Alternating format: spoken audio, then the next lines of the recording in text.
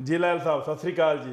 सत श्री अकाल गिल साहब जी सत श्री अकाल जी। जिन्ने भी तमाम साडे दोस्त मित्र भैन भरा खुण चर्चा प्रोग्राम नूं प्यार करते हैं, खुण चर्चा प्रोग्राम नूं वेखदे ने, साडे वल्लों हत्थ बन के असीं यही गल कहने आ कि साडे प्रोग्राम नूं जरूर वेख्या करो और साडे प्रोग्राम नूं प्यार दिया करो। सवेरे साडा 9 तो 10 जिहड़ा है प्रोग्राम टोरंटो टाइम टेबल के मुताबिक चलदा है और रात नूं साडा जिहड़ा है प्रोग्राम चलदा है शाम नूं रात नूं टोरंटो टाइम टेबल के मुताबिक 10 तो 11।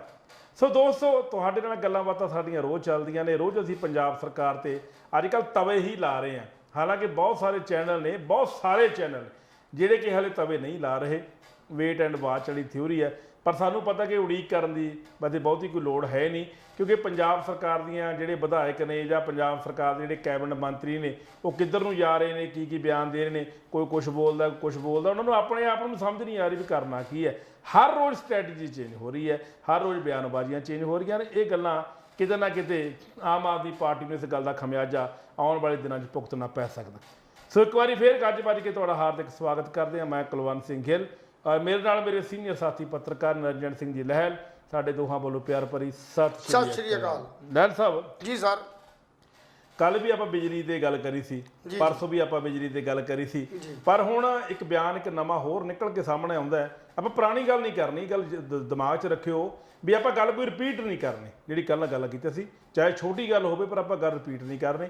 हुण कहंदे भी जिहड़े शेड्यूल कास्ट ने जां बैकवर्ड क्लास ने, जिहड़े रिजर्व कैटागरी के लोग ने, अगर वो इनकम टैक्सी रिटर्न भरते हैं तो उन्होंने 600 यूनिटां तो उपर अगर एक भी यूनिट आती है तो उन्होंने पूरा बिल देना पैना। हुण सरकार का एक पलटा होर आ गया। की कहना चाहुंदे सिर्फ 2 मिनट वास्ते? हाँ गिल साहब, गल तो यह है भी साडे जिहड़े आम आदमी पार्टी है, आम आदमी पार्टी दे जिहड़े साडे कैबिनेट मंत्री ने जी जां विधायक ने, उन्हां दा आपसी तालमेल ही नहीं है। भगवंत मान की जबानी कुछ होर बयान होंदे ने, ऐलान कुछ होर करदा है और थल्ले जिहड़े मंत्री ने आपो अपने महकमे के लिहाज के नाल वो बयान कुछ होर करते हैं। हुण जे बिजली की गल तुसीं कीती है तो बिजली मंत्री कल तक तो ये गल स्पष्ट सी भी 300 यूनिट जिहड़ी बिजली है वो सारी कैटागरियां नूं माफ़ होएगी। ये साडी इलैक्शन के वेले भी अनाउंस होया सी। उस तो बाद तरमीम हुई, सोध हुई, उस तो बाद आ गया भी 2 महीने का 600 जिहड़ा यूनिट माफ़ है। पर नाल की है भी अगर 600 यूनिट तो 1 यूनिट वध जाता तो वो जी जनरल कैटागरी में 601 यूनिट की पूरी का पूरा जो बिल आएगा। फिर ये गल आई भी जोड़े रिजर्व कैटागरी के बंदे ने, उन्हें रिजर्व कैटागरी BL जो BLO सर्टिफिकेट होंगे BPL का गरीब तबके का, उन्होंने जोड़ा है 2 किलोवाट के उत्ते जो बैनीफिट जो दिता जाऊ, 2 किलोवाट तक वो बिल माफ़ होणगे, 2 किलोवाट तक ही गल चलेगी। और तीसरी गल हुण जिहड़ी नवीं आई है, भगवंत मान तो उस गल ते अड़िया और बिजली मंत्री साडा जिहड़ा वो ये गल कहण नूं तैयार नहीं जी 1 किलोवाट नूं असीं उधार मन्निया गया।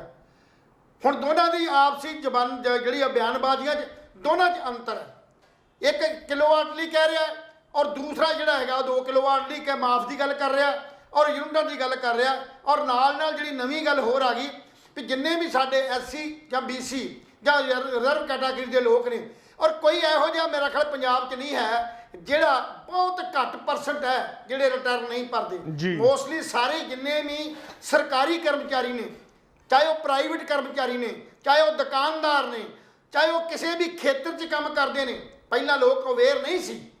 पहला जिहड़े आम तौर पर सरकारी कर्मचारी जिहड़े सी उही रिटर्न भरते हुंदे सी। पर अजकल लोग जिहड़े बैंकों तो लोन लैण लई जां होर अपने कारोबार नूं एस्टैबलिश कर ली, मकान बनाने लई, ये सारा कुछ करने वास्ते भावें वो जाली तौर पर रिटर्न भरते हो पर रिटर्न जरूर भरते हैं। सो इस गल ना कह के समुचे पंजाब के लोगों नाल ये वड्डा धोखा ही किया गया भी यूनिट माफ़ करांगे। सो गिल साहब जब तक इन्हां मंत्रियों का जां विधायकों का जां कैबिनेट मंत्रियों का अपनी सरकार नाल तालमेल नहीं, और दूसरी गल होर जिहड़े साडे डिपार्टमेंटां दे सरकारी अधिकारी हुंदे ने जिथों पॉलिसीज़ क्रिएट होणियां, जिहड़े कानूनी ढंग दे नाल जिन्हां ने मतलब अपने प्रस्ताव बना के भेजने, नोटिंग बना के भेजनी है, क्योंकि वो तो कानून तो बाहर जा ही नहीं सकते। जो साडे बिजली बोर्ड का कानून है, रूल है, जां कमर्शियल जिहड़ा साडा विंग है, कमर्शियल विंग जिहड़ा साडा हैगा वो किस ढंग की जिहड़ी है वो स्लैब्स बनाउंदा, किवें टैरिफ बनाउंदा, ਕਿੱਦਾਂ ਕਿੱਦਾਂ ਉਹਦਾ ਸ਼ਡਿਊਲ ਹੈ, ਉਹ ਆਪਣੇ ਸ਼ਡਿਊਲ ਤੋਂ ਬਾਹਰ ਨਹੀਂ ਜਾ ਸਕਦੇ। ਲੈਲ ਸਾਹਿਬ ਪਰ ਗੱਲ ਲੱਗਦਾ ਹੈ ਵੀ ਇਹ ਜਿਹੜੇ ਤਾਲਮੇਲ ਜਿਹੜਾ ਬਿਜਲੀ ਬੋਰਡ ਦੇ ਕਰਮਚਾਰੀਆਂ ਅਧਿਕਾਰੀਆਂ ਦੇ ਨਾਲ ਤਾਲਮੇਲ ਨਾ ਤੇ ਮੰਤਰੀਆਂ ਦਾ, ਨਾ ਵਿਧਾਇਕਾਂ ਦਾ, ਔਰ ਨਾ ਹੀ ਸਾਡੇ ਜਿਹੜੇ ਮੁੱਖ ਮੰਤਰੀ ਦਾ, ਤਾਂ ਹੀ ਇਹ ਜਿਹੜੇ ਅਲੱਗ-ਅਲੱਗ ਜਿਹੜੇ ਨੇ ਆਪਾ ਵਿਰੋਧੀ ਜਿਹੜੇ ਬਿਆਨ ਦਿੱਤੇ ਜਾ ਰਹੇ ਆ। ਦੇਖੋ ਗੱਲ ਇਦਾਂ ਹੈ ਲੈਲ ਸਾਹਿਬ, ਕੁੱਲ ਮਿਲਾ ਕੇ ਸਰਕਾਰ ਆਪਣੀਆਂ ਕਮਿਟਮੈਂਟਸ ਤੋਂ ਬੜੇ ਤਰੀਕੇ ਦੇ ਨਾਲ, ਬੜੇ ਲੱਛੇਦਾਰ ਤਰੀਕੇ ਦੇ ਨਾਲ ਪਲਟਦੀ ਹੋਈ ਨਜ਼ਰ ਆ ਰਹੀ ਹੈ ਜੀ। ਹਾਲਾਂਕਿ ਸਰਕਾਰ ਨੂੰ ਇਹ ਗੱਲ ਚਾਹੀਦਾ ਸੀ ਕਿ ਆਪਾਂ ਕੱਲ ਵੀ ਗੱਲ ਕਰੀ ਸੀ ਵੀ ਸਾਰਿਆਂ ਵਾਸਤੇ, ਪੰਜਾਬ ਦੇ ਵਾਸੀਆਂ ਵਾਸਤੇ, ਚਾਹੇ ਉਹ ਐਸਸੀ ਹੈ, ਬੀਸੀ ਹੈ, ਰਿਜ਼ਰਵ ਕੈਟਾਗਰੀ ਵਾਲਾ, ਜੱਟ ਹੈ, ਜ਼ਿਮੀਂਦਾਰ ਹੈ, ਤੋਂ ਮੋਚੀ ਹੈ, ਨਾਈ ਹੈ, ਜਿਹੜੇ ਮਰਜ਼ੀ ਜਾਤ ਹੈ, ਉਹਨਾਂ ਵਾਸਤੇ ਸਸਤੀ ਰੇਟ ਤੇ ਉਹਨਾਂ ਨੂੰ ਬਿਜਲੀ ਮੁਹੱਈਆ ਕਰਾਉਂਦੇ ਤਾਂ ਤਾਂ ਉਹਨਾਂ ਦਾ ਪੈਸਾ ਬਚਦਾ। ਲੇਕਿਨ ਜਿਹੜੀ ਆਹ ਕਾਣੀ ਵੰਡ ਜੀ ਪਾਤੀ, ਇਹਨੇ ਪੰਜਾਬ ਦੇ ਲੋਕਾਂ ਨੂੰ ਕਿਤੇ ਨਾ ਕਿਤੇ ਰਾਹੇ ਨਹੀਂ ਪਾਇਆ, ਕੁਰਾਹੇ ਪਾਇਆ। ਹੁਣ ਹਰ ਬੰਦਾ ਆਪਣੇ ਮੀਟਰ ਵੱਲ ਝਾਕੀ ਜਾਊਗਾ, ਕੰਮ ਘੱਟ ਕਰੂਗਾ ਵੀ ਕਿਤੇ 600 ਤੋਂ ਤਾਹਾਂ ਨਾ ਟੱਪ ਜੇ, ਇਹ 300 ਤੋਂ ਤਾਹਾਂ ਨਾ ਟੱਪ ਜੇ। ਉਹਨੇ ਕਹਿਣਾ ਜੀ ਬੱਤੀ ਬੰਦ ਕਰ ਦਿਓ ਜੀ, ਉਹ ਤੁਸੀਂ ਮੀਟਰ ਵੱਧ ਫੂਕਤਾ ਜੀ। ਖਪਤਕਾਰ ਨੇ ਕਹਿਣਾ ਅਸੀਂ ਇੰਨੀ ਬਿਜਲੀ ਨਹੀਂ ਫੂਕੀ, ਬਿਜਲੀ ਮਹਿਕਮੇ ਨੇ ਕਹਿਣਾ ਤੁਸੀਂ ਇੰਨੀ ਬਿਜਲੀ ਫੂਕੀ ਹੈ। ਡਿਸਪਿਊਟ ਫੇਰ ਵੱਧ ਗਿਆ।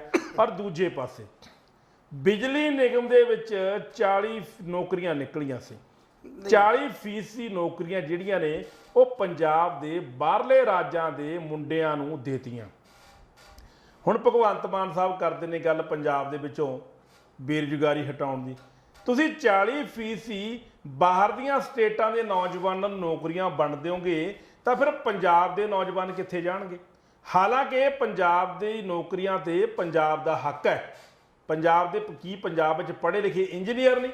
ਕੀ ਪੰਜਾਬ ਵਿੱਚ ਮੁੰਡਿਆਂ ਨੇ ਇਲੈਕਟ੍ਰੀਕਲ ਇੰਜੀਨੀਅਰਿੰਗ ਨਹੀਂ ਕੀਤੀ? ਸੋ ਪੰਜਾਬ ਦੇ ਲੋਕਾਂ ਦਾ ਹੱਕ ਮਾਰ ਕੇ ਜਿਸ ਤਰੀਕੇ ਨਾਲ ਬਾਹਰਲੀਆਂ ਸਟੇਟਾਂ ਨੂੰ ਰਿਸਕ ਕੀਤਾ ਜਾ ਰਿਹਾ ਹੈ, ਇਹ ਮੰਦਭਾਗਾ ਹੈ।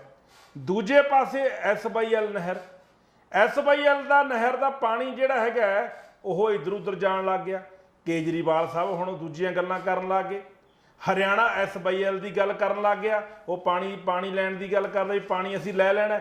ਇਹਦਾ ਮਤਲਬ ਕੇਜਰੀਵਾਲ ਸਾਹਿਬ ਦਾ ਕਿਤੇ ਨਾ ਕਿਤੇ ਜਿਹੜਾ ਦੋਹਰਾ ਮਾਪਦੰਡ ਹੈ, ਦੋਹਰਾ ਚਿਹਰਾ ਹੌਲੀ ਹੌਲੀ ਸਮਝ ਆ ਰਿਹਾ ਹੈ। ਹਾਲਾਂਕਿ ਸ਼੍ਰੋਮਣੀ ਅਕਾਲੀ ਦਲ ਬਾਦਲ ਨੇ ਇਹ ਗੱਲ ਪਹਿਲਾਂ ਕਲੀਅਰ ਕਰਤੀ ਸੀ ਕਿ ਅਰਵਿੰਦ ਕੇਜਰੀਵਾਲ ਪੰਜਾਬ ਦੇ ਲੋਕਾਂ ਨੂੰ ਠੱਗਣ ਵਾਸਤੇ ਆਇਆ, ਗੁੰਮਰਾਹ ਕਰਨ ਵਾਸਤੇ ਆਇਆ। ਮੇਰੇ ਹਿਸਾਬ ਦੇ ਨਾਲ ਲੈਲ ਸਾਹਿਬ ਜੀ ਹੌਲੀ ਹੌਲੀ ਇਹ ਹੁੰਦਾ ਜਾ ਰਿਹਾ। ਇੱਕ ਇਸ ਤਰ੍ਹਾਂ ਦੀ ਡੋਜ਼ ਦਿੱਤੀ ਜਾ ਰਹੀ ਹੈ ਪੰਜਾਬ ਦੇ ਲੋਕਾਂ ਨੂੰ, ਔਰ ਪੰਜਾਬ ਦੇ ਵਿੱਚ ਜੁਰਮ ਦਾ ਗ੍ਰਾਫ ਇੰਨਾ ਵੱਧ ਗਿਆ, ਲੁੱਟਾਂ ਖੋਹਾਂ, ਕਤਲੋਗਾਰਤ। ਕੱਲ ਇੱਕ ਬੀਬੀ ਕਾਰ ਵਿੱਚ ਬੈਠੀ ਹੈ ਲੈਲ ਸਾਹਿਬ, ਜੀ ਸੁਣਨ ਵਾਲੀ ਗੱਲ ਹੈ, ਬਿਲਕੁਲ। ਕਾਰ 'ਚ ਬੈਠੀ ਹੈ, ਕਾਰ ਸਟਾਰਟ ਸੀ, ਉਹਦਾ ਘਰ ਵਾਲਾ ਕਿਤੇ ਗੱਡੀ ਸਟਾਰਟ ਤੇ ਲਾ ਕੇ ਬਾਹਰ ਖੜ ਕੇ ਗੱਲ ਸੁਣਨ ਲੱਗ ਗਿਆ ਜਾਂ ਕੋਈ ਚੀਜ਼ ਲੈਣ ਲੱਗ ਗਿਆ। ਲੁਟੇਰੇ ਆਉਂਦੇ ਨੇ ਗਨ ਪੁਆਇੰਟ ਤੇ, ਉਹ ਕਾਰ ਨੂੰ ਭਜਾ ਕੇ ਲੈ ਜਾਂਦੇ ਨੇ, ਵਿੱਚ ਉਹ ਬੰਦੇ ਦੀ ਘਰ ਵਾਲੀ ਭਜਾ ਕੇ ਲੈ ਗਏ। ਹਾਲਾਂਕਿ ਚਲੋ ਉਸ ਘਰ ਵਾਲੀ ਦੀ ਕਿਸਮਤ ਚੰਗੀ ਸੀ ਜਨਾਨੀ ਦੀ ਕਿ 2 ਕਿਲੋਮੀਟਰ ਤੋਂ ਬਾਅਦ ਧੱਕਾ ਦੇ ਕੇ ਘਰ ਵਾਲੀ ਕਾਰ 'ਚੋਂ ਬਾਹਰ ਸਿੱਟਤੀ। ਜੇ ਕਿਤੇ ਉਹਨਾਂ ਦੀ ਅੱਖ ਮੈਲੀ ਹੋ ਜਾਂਦੀ, ਪਤਾ ਨਹੀਂ ਉਹ ਜਨਾਨੀ ਨਾਲ ਕੀ ਕਰਦੇ। ਪੰਜਾਬ ਦੇ ਵਿੱਚ ਇੰਨੇ ਬੁਰੇ ਹਾਲਾਤ ਹੋ ਗਏ, ਕਿਤੇ ਬੰਬ ਧਮਾਕੇ, ਕਿਤੇ ਕਬੱਡੀ ਖਿਡਾਰੀ ਦੀ ਮੌਤ, ਕਿਤੇ ਵਾਲੀਬਾਲ ਦੀ, ਕਿਤੇ ਕ੍ਰਿਕਟ ਦੀ। ਉਧਰੋਂ ਕਬੱਡੀ ਖਿਡਾਰੀ ਜਿਹੜਾ ਅੰਬੀਆਂ ਸੀ ਉਹ ਮਾਰਤਾ, ਉਹਦੇ ਭਰਾ ਨੂੰ ਮਾਰਨ ਦੀਆਂ ਧਮਕੀਆਂ ਮਿਲੀ ਜਾਂਦੀਆਂ ਨੇ। ਗੈਂਗਸਟਰ ਪਨਪ ਗਏ, ਸਰਗਰਮ ਹੋ ਗਏ। ਮੈਨੂੰ ਇਹ ਲੱਗਦਾ ਲੈਲ ਸਾਹਿਬ ਜਿਹੜੇ ਕ੍ਰਾਈਮ ਵੱਧ ਗਿਆ ਨਾ, ਕਿਤੇ ਨਾ ਕਿਤੇ ਓਪੋਜੀਸ਼ਨ ਦੀ ਚਾਲ ਵੀ ਹੋ ਸਕਦੀ। ਨਹੀਂ ਪੰਜਾਬ ਦੇ ਵਿੱਚ ਐਸਾ ਹੁੜਦਮ ਮਚਾ ਦਿਓ ਕਿ ਸਰਕਾਰ ਆਪਣੇ ਆਪ ਹੀ ਹੱਥ ਖੜੇ ਕਰ ਜੇ। ਗਿੱਲ ਸਾਹਿਬ ਗੱਲ ਇਹ ਹੈ, ਗੱਲਾਂ ਤੁਸੀਂ ਮਤਲਬ 3-4 ਜਿਹੜੀਆਂ ਨੇ ਇਹੋ ਜਿਹੀਆਂ ਕਰਤੀਆਂ ਜਿਨ੍ਹਾਂ ਦਾ ਜਵਾਬ ਦੇਣਾ ਬਹੁਤ ਜ਼ਰੂਰੀ ਹੈ। ਜੀ ਸਭ ਤੋਂ ਪਹਿਲਾਂ ਤਾਂ ਆਪਾਂ ਗੱਲ ਕਰਦੇ ਹਾਂ ਸਿਸਟਮ ਦੀ, ਤੇ ਸਿਸਟਮ ਦੇ ਅੰਦਰ ਜਿਹੜੀ ਗੱਲ ਅਸੀਂ ਬਹੁਤ ਪਹਿਲਾਂ, ਸ਼ਾਇਦ ਤੁਹਾਨੂੰ ਯਾਦ ਹੋਏਗਾ ਕਿ ਜਦੋਂ ਇਲੈਕਸ਼ਨ ਹੀ ਸ਼ੁਰੂ ਹੋਈ ਸੀ, ਮੈਂ ਉਤੋਂ ਹੀ ਗੱਲ ਸ਼ੁਰੂ, ਉਦੋਂ ਵੀ ਆਪਾਂ ਇਹ ਗੱਲ ਕਹੀ ਸੀ ਵੀ ਪੰਜਾਬ ਦੇ ਜਿਹੜੇ ਮਸਲੇ ਨੇ, ਉੱਭਰਦੇ ਮਸਲੇ, ਜਿੰਨਾ ਕਿ ਅਸੀਂ SYL ਦੀ ਵੀ ਗੱਲ ਕੀਤੀ ਸੀ, ਪਾਣੀਆਂ ਦੀ ਗੱਲ ਵੀ ਕੀਤੀ ਸੀ, ਪੰਜਾਬੀ ਬੋਲਦੇ ਇਲਾਕਿਆਂ ਦੀ ਵੀ ਗੱਲ ਕੀਤੀ ਸੀ, ਚੰਡੀਗੜ੍ਹ ਪੰਜਾਬ ਨੂੰ ਦੇਣ ਦੀ ਵੀ ਗੱਲ ਕੀਤੀ ਸੀ। ਤਾਂ ਮੈਂ ਉਸ ਵੇਲੇ ਕਿਹਾ ਸੀ ਵੀ ਇਹ ਮੁੱਦਾ ਜਿਹੜਾ ਹੈ ਇਹ ਚੋਣਾਂ 'ਚ ਜ਼ਰੂਰ ਉੱਠਦਾ, ਪਰ ਉਸ ਤੋਂ ਬਾਅਦ ਜਿਹੜਾ ਠੰਡਾ ਪੈ ਜਾਂਦਾ, ਇਹਦੇ ਵਿੱਚ ਧਿਆਨ ਨਹੀਂ ਦਿੱਤਾ ਜਾਂਦਾ। ਉਹਦੇ 'ਚ ਜਿਹੜਾ ਸੀ ਗੁਰੂ ਗ੍ਰੰਥ ਸਾਹਿਬ ਦੀ ਬੇਅਦਬੀ ਦੀ ਗੱਲ ਵੀ ਆਪਾਂ ਜਿਹੜੀ ਉਹ ਕੀਤੀ ਸੀ। ਪਰ ਮੈਂ ਹੈਰਾਨ ਇਸ ਗੱਲ ਤੇ, ਇੱਕ ਗੱਲ ਮੈਂ ਜ਼ਰੂਰ ਕਹੂੰਗਾ ਵੀ ਪੱਤਰਕਾਰ ਸਾਡੇ ਜਿਹੜੇ ਨੇ, ਜਾਂ ਸਾਡਾ ਜਿਹੜਾ ਇਲੈਕਟ੍ਰੋਨਿਕ ਮੀਡੀਆ, ਉਹਨਾਂ ਮੀਡੀਆ ਨੂੰ ਸਿਰਫ ਤੇ ਸਿਰਫ ਉਹ ਚੰਦ ਰਾਜਨੀਤਿਕ ਲੋਕ ਹੀ ਨਜ਼ਰ ਆਉਂਦੇ ਨੇ ਜਿਨ੍ਹਾਂ ਦੇ ਵਿਊ ਜਿਹੜੇ ਨੇ ਅਖਬਾਰਾਂ ਜਾਂ ਟੈਲੀਵਿਜ਼ਨ ਦੇ ਥਰੂ ਲੋਕਾਂ ਨਾਲ ਸੰਪਰਕ ਕੀਤੇ ਜਾਂਦੇ ਨੇ। ਅਸੀਂ ਲਗਾਤਾਰ 1 ਸਾਲ ਤੋਂ ਪੰਜਾਬ ਦੀ ਵਜ਼ਾਰਤ ਦੇ ਉੱਤੇ, ਪੰਜਾਬ ਦੀ ਸਿਆਸਤ ਦੇ ਉੱਤੇ ਗੱਲਾਂ ਕਰਦੇ ਆਏ ਹਾਂ ਜੀ।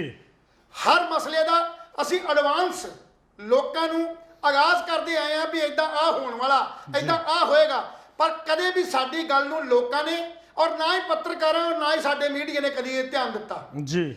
ਕੁਝ ਚੰਦ ਲੋਕ ਜਿਹੜੇ 5-7 ਬੰਦੇ ਨੇ, ਜਿਵੇਂ ਡਾਕਟਰ ਚੀਮਾ ਹੋਇਆ ਅਕਾਲੀ ਦਲ ਤੋਂ, ਜਾਂ ਦੂਜੇ ਜਿਹੜੇ ਚੰਦੂ ਮਾਜਰੇ ਵਰਗੇ ਹੋਏ, ਜਾਂ ਇੱਕ ਅੱਧੇ ਕਾਂਗਰਸੀ, ਜਿਨ੍ਹਾਂ ਬੰਦਿਆਂ ਦੇ ਅਖਬਾਰਾਂ ਔਰ ਟੈਲੀਵਿਜ਼ਨ ਜਿਹੜੇ ਨੇ ਦਵਾਈ ਦੇ ਦੇ ਕੇ ਉਹਨਾਂ ਨੂੰ ਐਸਟੈਬਲਿਸ਼ ਕਰਦੇ ਨੇ, ਉਹਨਾਂ ਦੇ ਬਿਆਨਾਂ ਨੂੰ ਹਾਈਲਾਈਟ ਕਰਦੇ ਨੇ, ਪਰ ਦੂਜਿਆਂ ਦੀਆਂ ਗੱਲਾਂ, ਕਿਉਂਕਿ ਪੰਜਾਬ ਦੇ ਅੰਦਰ ਇਕੱਲੇ 4 ਜਾਂ 5 ਬੰਦੇ ਵਿਰੋਧੀ ਨਹੀਂ, 5 ਦੇ ਦੋ, ਇਹਨਾਂ ਤੋਂ ਇਲਾਵਾ ਉਹ ਵੀ ਸਿਆਣੇ ਬੰਦੇ ਕਿਸੇ ਨੇ ਠੀਕ ਕਿਹਾ ਸੀ ਵੀ ਜਿਹੜਾ ਬੁਲਾਰਾ ਹੈ ਉਹ ਹੀ ਸਿਆਣਾ ਨਹੀਂ ਹੁੰਦਾ, ਸਰੋਤੇ ਵੀ ਸਿਆਣੇ ਹੁੰਦੇ ਨੇ ਜੀ। ਸਰੋਤਿਆਂ ਨੂੰ ਬੋਲਣ ਦਾ ਮੌਕਾ ਨਹੀਂ ਦਿੱਤਾ ਜਾਂਦਾ।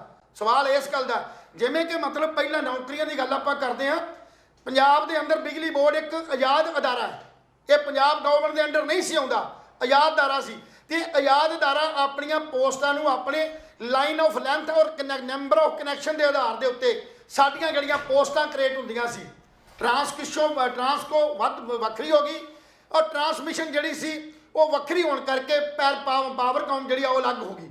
ਸੋ ਇਹਦੇ ਜਿਹੜੇ ਟਰਾਂਸਕੋ 'ਚ ਪੋਸਟਾਂ ਨਿਕਲੀਆਂ ਐਸਏ ਦੀਆਂ, ਇਹ ਜਿਹੜਾ ਸਹਾਇਕ ਅਟੈਂਡੈਂਟ ਮਤਲਬ ਸਟੇਸ਼ਨ ਸਬ ਸਟੇਸ਼ਨ ਅਟੈਂਡੈਂਟ ਹੁੰਦਾ, ਇਸ ਪੋਸਟਾਂ ਦੇ ਗੇਟ ਪੰਜਾਬੀ ਦਾ ਮਸਟ ਜਿਹੜਾ ਹੈਗਾ ਵੀ ਪੰਜਾਬ ਦਾ ਬੰਦਾ ਵਸਨੀਕ ਹੋਵੇ ਔਰ ਪੰਜਾਬੀ 10ਵੀਂ ਦੀ ਪਾਸ ਹੋਵੇ। ਪਰ ਇਸ ਜਿਹੜੀਆਂ ਨੌਕਰੀਆਂ ਕੱਲ ਨਿਗਮ ਵੱਲੋਂ ਜਿਹੜੀਆਂ ਨੇ, ਟਰਾਂਸਕੋ ਵੱਲੋਂ ਜਿਹੜੀਆਂ ਪੋਸਟਾਂ ਭਰੀਆਂ ਗਈਆਂ ਨੇ 718 ਪੋਸਟਾਂ ਜੀ, ਉਹ 718 ਪੋਸਟਾਂ ਤੋਂ 40% ਪੋਸਟਾਂ ਜਿਹੜੀਆਂ ਨੇ ਉਹ ਵੱਖ-ਵੱਖ ਸੂਬਿਆਂ ਦੇ ਲੋਕਾਂ ਨੂੰ ਦੇ ਦਿੱਤੀਆਂ ਗਈਆਂ ਨੇ, ਜਿਸ 'ਚ ਹਿਮਾਚਲੀਆ ਵੀ ਨੇ, ਹਰਿਆਣਵੀ ਨੇ, ਯੂਪੀ ਵਾਲੇ ਵੀ ਨੇ ਔਰ ਬਾਕੀ ਸਟੇਟਾਂ ਵਾਲੇ ਵੀ ਨੇ। ਜਦੋਂ ਕਿ ਸਾਡਾ ਜਿਹੜਾ ਰੂਲ ਹੈ ਉਹ ਰੂਲ ਪੰਜਾਬ ਗਵਰਨਮੈਂਟ ਦਾ ਇਹ ਸੀ, ਜਿਹੜੇ ਵਸਨੀਕ ਨੇ 85% ਉਹਨਾਂ ਨੂੰ ਔਰ 15% ਜਿਹੜੇ ਨੇ ਅਦਰ ਸਟੇਟਸ ਵਾਲੇ ਲੋਕੀ ਜਿਹੜੇ ਨੇ ਨੌਕਰੀ ਪੰਜਾਬ 'ਚ ਕਰ ਸਕਦੇ ਨੇ। ਪਰ ਇੱਥੇ ਤਾਂ ਸਮੁੱਚਾ ਹੀ ਸਿਸਟਮ ਹੀ ਬਦਲਤਾ, ਪੰਜਾਬ ਦੇ ਲੋਕਾਂ ਨੂੰ ਪੰਜਾਬੀ ਕੀਤੀ ਹੈ, ਕੀਤਾ ਕੀ ਇਹਨਾਂ ਨੇ, ਕਿਵੇਂ ਇਹਨੂੰ ਰੱਖਿਆ, ਉਹ 'ਚ ਕੰਡੀਸ਼ਨ ਪਾ ਦਿੱਤੀ ਗਈ ਹੈ 2 ਸਾਲ ਦੀ ਜੀ ਵੀ ਇਹ ਕੈਂਡੀਡੇਟ ਜਿਹੜੇ ਨੇ, ਜਿਹੜੇ ਸਿਲੈਕਟ ਹੋਏ ਨੇ, ਜਿਹੜੇ ਰੱਖੇ ਗਏ ਨੇ, ਅਸੀਂ ਇਹ 2 ਸਾਲ 'ਚ ਪੰਜਾਬੀ ਦਾ ਪੇਪਰ ਪਾਸ ਕਰਨਗੇ। 10ਵੀਂ ਲੈਵਲ ਦੀ ਜਿਹੜੀ ਪੰਜਾਬੀ ਹੈ ਉਹਦਾ ਪੇਪਰ ਜਿਹੜਾ ਵਾਧੂ ਵਿਸ਼ੇ 'ਚ ਪਾਸ ਕਰਨਗੇ ਔਰ ਇਹਦਾ ਬੈਨੀਫਿਟ ਉਠਾ ਕੇ ਰਾਜਨੀਤਿਕ ਲੋਕਾਂ ਨੇ ਉਹਨਾਂ ਨੂੰ ਨੌਕਰੀਆਂ ਤੇ ਰੱਖ ਲਿਆ। ਕਿਉਂਕਿ ਮੇਰੀ ਗੱਲ ਕਈ ਵਾਰ ਲੰਬੀ ਹੋ ਜਾਂਦੀ, ਮੈਂ ਤਾਂ ਕਰਕੇ ਗੱਲ ਕੀਤੀ। ਲੈਲ ਸਾਹਿਬ, ਮੈਨੂੰ ਇਹ ਲੱਗਦਾ ਹੈ, ਤੁਸੀਂ ਗੱਲ ਸ਼ੁਰੂ ਰੱਖਿਓ ਜੀ, ਮੈਨੂੰ ਇਹ ਲੱਗਦਾ ਹੈ ਵੀ ਜਿਸ ਤਰ੍ਹਾਂ 40% ਕੋਟਾ ਬਾਹਰ ਦੀਆਂ ਸਟੇਟਾਂ ਨੂੰ ਦੇਤਾ ਜੀ, ਤੁਸੀਂ ਗੱਲ ਥੋੜੀ ਗੱਲ ਚੋਂ ਗੱਲ ਨਿਕਲੇ ਪੋਲੀਟੀਕਲੀ ਜੀ, ਇਹ ਗੱਲ ਨੋਟ ਕਰਨ ਵਾਲੀ ਹੈ। ਇਹਦਾ ਮਤਲਬ ਲੱਖਾਂ ਰੁਪਇਆ ਚੱਲਿਆ ਹੋਣਾ ਫਿਰ ਨੌਕਰੀਆਂ ਦੇਣ ਵਾਸਤੇ। ਬਿਲਕੁਲ ਜੀ, ਇੱਕ ਰਾਜਨੀਤਿਕ ਲੋਕ ਆਪਣੇ ਨਿੱਜੀ ਫਾਇਦੇ ਵਾਸਤੇ, ਸਾਡੇ ਹਿੰਦੁਸਤਾਨ ਦਾ ਕਾਨੂੰਨ ਹੀ ਲਚਕੀਲਾ, ਇਹਨੂੰ ਬਦਲਿਆ, ਸੁੰਗੜਿਆ, ਵਧਾਇਆ ਜਾ ਸਕਦਾ। ਸਮੱਸਿਆ ਹੀ ਇੱਥੇ ਖੜੀ ਆ, ਜਿਸ ਵੇਲੇ ਤੇ ਇਹਨਾਂ ਲੋਕਾਂ ਦੇ ਮਾਮਲੇ 'ਚ ਕਾਨੂੰਨ ਆਉਂਦਾ ਤੇ ਕਾਨੂੰਨ ਫਲੈਕਸ ਹੋ ਜਾਂਦਾ, ਜਦੋਂ ਕਿਸੇ ਗਰੀਬ ਦੇ ਗੱਲ 'ਚ ਆਉਂਦਾ ਤੇ ਕਾਨੂੰਨ ਸਖਤ ਹੋ ਜਾਂਦਾ। ਇਹਨਾਂ ਕਾਨੂੰਨਾਂ ਦੇ ਅੰਦਰ ਚੋਰ ਮੋਰੀਆਂ ਦੇ ਰਾਹੀਂ ਹੀ ਇਹ ਰਾਜਨੀਤਿਕ ਲੋਕ ਜਿਹੜਾ ਬੈਨੀਫਿਟ ਉਠਾਉਂਦੇ ਨੇ, ਹੋਰ ਕੋਈ ਨਹੀਂ ਗੱਲ ਕਰਦੇ। ਜਿੱਥੋਂ ਤੱਕ ਗੈਂਗਸਟਰਾਂ ਦੀ ਗੱਲ ਹੈ, ਗੈਂਗਸਟਰ ਤਾਂ ਇੱਥੇ ਪੰਜਾਬ ਦੇ ਅੰਦਰ ਇਹ ਤੋਂ ਬਹੁਤ ਵੱਧ ਗਏ, ਸਮੁੱਚਾ ਸਿਸਟਮ ਕ੍ਰੀਏਟ ਹੋ ਗਿਆ। ਜਿੱਥੋਂ ਤੱਕ ਪਾਣੀਆਂ ਦੀ ਗੱਲ ਆਈ ਸੀ ਕੱਲ, ਕਿਉਂਕਿ ਜਦੋਂ ਵੀ ਕਿਸੇ ਦੀ ਪਾਲਿਸੀ ਦੀ ਆਪਾਂ ਪਹਿਲਾਂ ਵੀ ਗੱਲ ਕੀਤੀ ਸੀ ਵੀ ਸਾਡਾ ਜਿਹੜਾ ਆਮ ਆਦਮੀ ਪਾਰਟੀ ਦੇ ਕੇਜਰੀਵਾਲ ਸਾਹਿਬ ਸੁਪਰੀਮੋ ਨੇ, ਉਹ ਭਾਰਤ ਨੂੰ ਇੱਕ ਰਾਸ਼ਟਰ ਦੇ ਤੌਰ ਤੇ, ਪੰਜਾਬ ਨੂੰ ਜਿਹੜਾ ਸੰਘੀ ਢਾਂਚਾ ਇਹਨੂੰ ਸੱਟ ਮਾਰਨ ਵਾਸਤੇ ਰਾਸ਼ਟਰਵਾਦ ਦੀ ਗੱਲ ਕਰਦਾ। ਭਾਜਪਾ ਦੀ ਕੇਂਦਰ ਸਰਕਾਰ ਵੀ ਰਾਸ਼ਟਰਵਾਦ ਦੀ ਗੱਲ ਕਰਦੀ ਹੈ, ਕਿਉਂਕਿ ਉਹਨਾਂ ਨੂੰ ਜਿਹੜੀ ਵੀ ਪਾਲਿਸੀ ਹੈ ਆਰਐਸਐਸ ਤੋਂ ਦਿੱਤੀ ਜਾਂਦੀ ਹੈ। ਔਰ ਇਹ ਵੀ ਕੇਜਰੀਵਾਲ ਸਾਹਿਬ ਵੀ ਬਾਰ-ਬਾਰ ਅਸੀਂ ਦਵਾਈ ਦਿੰਦੇ ਆ ਵੀ ਇਹ ਆਰਐਸਐਸ ਮੈਂਬਰ ਹੋਣ ਦੇ ਨਾਤੇ ਇਹ ਵੀ ਇੱਕ ਰਾਸ਼ਟਰ ਦੀ ਗੱਲ ਕਰਦਾ, ਸਰ ਸੰਘੀ ਢਾਂਚੇ ਨੂੰ ਨੁਕਸਾਨ ਪਹੁੰਚਾਉਣ ਦੀ ਗੱਲ ਕਰਦਾ। ਅਸੀਂ ਉਸ ਵੇਲੇ ਕਿਹਾ ਸੀ ਪਾਣੀਆਂ ਦੇ ਮਾਮਲੇ 'ਚ ਪੰਜਾਬ ਦਾ ਜਿਹੜਾ ਹੈਗਾ ਉਹ ਆਮ ਆਦਮੀ ਪਾਰਟੀ ਦੀ ਪਾਲਿਸੀ ਕੀ ਹੈ, ਉਹ ਨੀਤੀ ਕੀ ਹੈ, ਪਰ ਉਹਨਾਂ ਨੇ ਆਪਣੀ ਨੀਤੀ ਸਪਸ਼ਟ ਨਹੀਂ ਕੀਤੀ। ਔਰ ਨੀਤੀ ਸਪਸ਼ਟ ਕੱਲ ਹੋਈ ਹੈ ਜਦੋਂ ਕਿ ਸੁਸ਼ੀਲ ਕੁਮਾਰ ਗੁਪਤਾ ਜਿਹੜਾ ਕਿ ਲੋਕ ਸਭਾ ਮੈਂਬਰ ਹੈ ਹਰਿਆਣੇ ਤੋਂ, ਔਰ ਕੱਲ ਉਹ ਸ਼ਰੇਆਮ ਬਿਆਨ ਦਿੰਦਾ ਕਿ ਸਾਡੀ ਸਰਕਾਰ ਪੰਜਾਬ 'ਚ ਬਣ ਗਈ ਹੈ ਔਰ ਅਸੀਂ ਹਰਿਆਣੇ 'ਚ ਸਰਕਾਰ ਬਣਾ ਲੈਣੀ ਹੈ। ਸਰਕਾਰ ਬਣਾਉਂਦਿਆਂ ਸਾਰੀ ਕਿਸਾਨਾਂ ਦੇ ਖੇਤਾਂ ਨੂੰ ਜਿਹੜਾ ਪਾਣੀ ਆ 24 ਘੰਟੇ SYL ਨਾਲ ਤੋਂ ਮਿਲੇਗਾ। ਕਿੱਡੀ ਵੱਡੀ ਗੱਲ। ਇਹ ਕਿੱਡਾ ਵੱਡਾ ਪੰਜਾਬ ਦੇ ਉੱਤੇ ਧੱਕਾ ਹੈ। ਅਸੀਂ ਪਹਿਲਾਂ ਵੀ ਕੱਲ ਵੀ ਗੱਲ ਕੀਤੀ ਸੀ, ਮੈਂ ਰਿਪੀਟ ਤਾਂ ਨਹੀਂ ਸੀ ਕਰਨੀ ਪਰ ਕਰਨੀ ਪੈ ਗਈ ਆ ਇਸ ਕਰਕੇ ਕਿ ਕੱਲ ਦੇ ਬਿਆਨ ਨਾਲ ਉਹ ਇਸ ਕਰਕੇ ਪਈ ਆ ਕਿਉਂਕਿ ਸਾਰੀਆਂ ਗੱਲਾਂ ਅਸੀਂ ਪਹਿਲਾਂ ਕਰ ਚੁੱਕੇ ਸੀ ਔਰ ਇਹ ਸਾਡੀਆਂ ਗੱਲਾਂ ਦਾ ਕਿਤੇ ਨਾ ਕਿਤੇ ਅਸਰ ਜਿਹੜਾ ਉਹ ਅਗਲੇ ਦਿਨ ਜ਼ਰੂਰ ਹੁੰਦਾ। ਮੈਨੂੰ ਲੱਗਦਾ ਵੀ ਕੋਈ ਨਾ ਕੋਈ ਬੰਦੇ ਜਿਹੜੇ ਸਿਆਣੇ ਨੇ ਸਾਡੇ ਪ੍ਰੋਗਰਾਮ ਨੂੰ ਵੇਖ ਕੇ ਅਗਲੇ ਦਿਨ ਹੀ ਕੋਈ ਜਿਹੜਾ ਉਹ ਪ੍ਰੈਸ ਨੋਟ ਦਿੰਦੇ ਨੇ। ਸੋ ਕਹਿਣ ਦਾ ਭਾਵ ਇਹ ਪਾਲਿਸੀ ਅਜੇ ਤੱਕ ਵੀ ਇੱਕ ਸਿਰਫ ਐਮਐਲਏ ਨੇ, ਸਿਰਫ ਇੱਕ ਐਮਐਲਏ ਨੇ ਗਿੰਪਾ ਜਿਹੜਾ ਉਹਨੇ ਵਿਰੋਧ ਕੀਤਾ। ਅਜੇ ਤੱਕ ਜਿਹੜੇ ਤੋਤੇ 5 ਭੇਜੇ ਸੀ ਅਸੀਂ ਰਾਜ ਸਭਾ 'ਚ, ਆਮ ਆਦਮੀ ਪਾਰਟੀ ਦੇ ਤੋਤੇ 5 ਔਰ ਉਹਨਾਂ 5 ਤੋਤਿਆਂ ਨੇ ਅਜੇ ਤੱਕ ਆਪਣੀ ਜ਼ਬਾਨ ਨਹੀਂ ਖੋਲੀ, ਅਜੇ ਤੱਕ ਵਿਰੋਧ ਨਹੀਂ ਕੀਤਾ। ਨਾ ਕੇਜਰੀਵਾਲ ਸਾਹਿਬ ਨੇ ਵਿਰੋਧ ਕੀਤਾ, ਨਾ ਭਗਵੰਤ ਮਾਨ ਨੇ ਵਿਰੋਧ ਕੀਤਾ। ਅਸੀਂ ਕੱਲ ਵੀ ਗੱਲ ਕੀਤੀ ਸੀ ਮਤਿਆਂ ਦੀ ਵੀ ਇਹਨਾਂ ਨੇ ਮਤੇ ਪਾਇਆ ਸੀ ਸਪੈਸ਼ਲ ਜਿਹੜਾ ਉਹ ਸੱਦ ਕੇ, ਪਰ ਉਸ ਮਤਿਆਂ ਦਾ ਕੁਝ ਨਹੀਂ ਹੋਇਆ ਤੇ ਇਹ ਜਿਹੜਾ ਕੱਲ ਬਿਆਨ ਦਿੱਤਾ ਇਹਨੇ ਨਵਾਂ ਇੱਕ ਵਿਵਾਦ ਜਿਹੜਾ ਸ਼ੁਰੂ ਕਰ ਦਿੱਤਾ। ਸੋ ਕਹਿਣ ਦਾ ਭਾਵ ਪੰਜਾਬ ਨੂੰ ਕਿਤੇ ਨਾ ਕਿਤੇ ਹੌਲੀ ਹੌਲੀ ਨੋਚਣਾ ਸ਼ੁਰੂ ਕਰਤਾ ਔਰ ਆਪਣੀ ਜਿਹੜੀ ਪੰਜਾਬ ਦੀ ਜਿਹੜੀ ਪਾਲਿਸੀ ਹੈ ਉਹਨੂੰ ਖਤਮ ਕਰਕੇ, ਪੰਜਾਬ ਦੇ ਹੱਕਾਂ ਨੂੰ ਖਤਮ ਕਰਕੇ ਇੱਥੇ ਸਿਰਫ ਤੇ ਸਿਰਫ ਕੇਜਰੀਵਾਲ ਪੰਜਾਬ ਨੂੰ ਲੁੱਟਣ ਤੇ ਧੋਖਾ ਕਰਨ ਵਾਸਤੇ ਗੱਲ ਕਰ ਰਿਹਾ। ਨਹੀਂ ਤੇ ਪੰਜਾਬ ਦੀ ਅੱਜ ਆਮ ਆਦਮੀ ਪਾਰਟੀ ਨੂੰ ਚਾਹੀਦਾ ਸੀ ਕਿ ਇੱਕ ਨਵਾਂ ਵਿਵਾਦ ਸ਼ੁਰੂ ਕਰ ਦੇ, ਗੱਲ ਕਰਦੇ ਵੀ ਉਹ ਇੱਕ ਜਿਹਨੇ ਬਿਆਨ ਦਿੱਤਾ ਕਿ ਉਹ ਪਾਲਿਸੀ ਬਿਆਨ ਹੈ ਜਾਂ ਉਹਦਾ ਨਿੱਜੀ ਬਿਆਨ ਹੈ।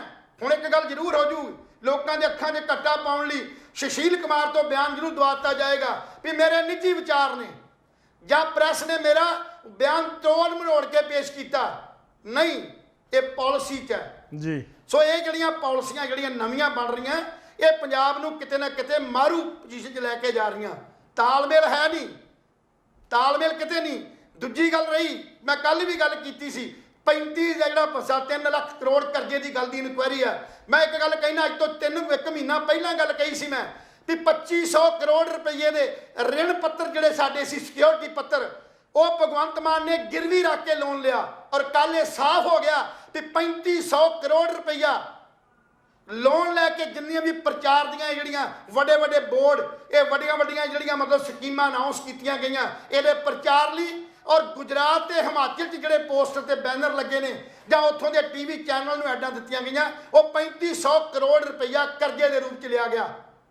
ਔਰ 3 ਮਹੀਨੇ ਤਾਂ ਹੀ ਤੇ ਮੈਂ ਗੱਲ ਕਹੀ ਸੀ ਇਹ ਸੈਪਲੀਮੈਂਟ ਜਿਹੜਾ ਚਲਾਨ ਪੇਸ਼ ਆਪਣਾ ਜਿਹੜਾ ਬਜਟ ਪੇਸ਼ ਹੋਣਾ ਜੂਨ ਦੇ ਮਹੀਨੇ ਜਿਹੜਾ 3 ਮਹੀਨੇ ਇਹਨਾਂ ਲਿਆ ਸੀ ਟਾਈਮ ਲਿਆ ਸੀ ਉਹਦੇ 'ਚ ਵਾਈਟ ਪੇਪਰ ਇਸ਼ੂ ਹੋਣਾ ਚਾਹੀਦਾ ਵੀ ਸਾਡਾ ਇਸ ਵੇਲੇ ਜਿਹੜਾ ਸਾਡੇ ਸਿਰ ਤੇ ਪੰਜਾਬ ਦੇ ਉੱਤੇ ਕਰਜ਼ਾ ਕਿੰਨਾ ਹੈ ਔਰ ਜਿਸ ਵੇਲੇ ਚਾਰਜ ਲਿਆ ਸੀ ਇਹਨਾਂ ਨੇ ਉਸ ਵੇਲੇ ਕਿੰਨਾ ਸੀ ਔਰ ਉਹ ਤੋਂ 3 ਮਹੀਨੇ ਬਾਅਦ ਸਾਡਾ ਲੋਨ ਦੀ ਪੋਜੀਸ਼ਨ ਕੀ ਹੈ।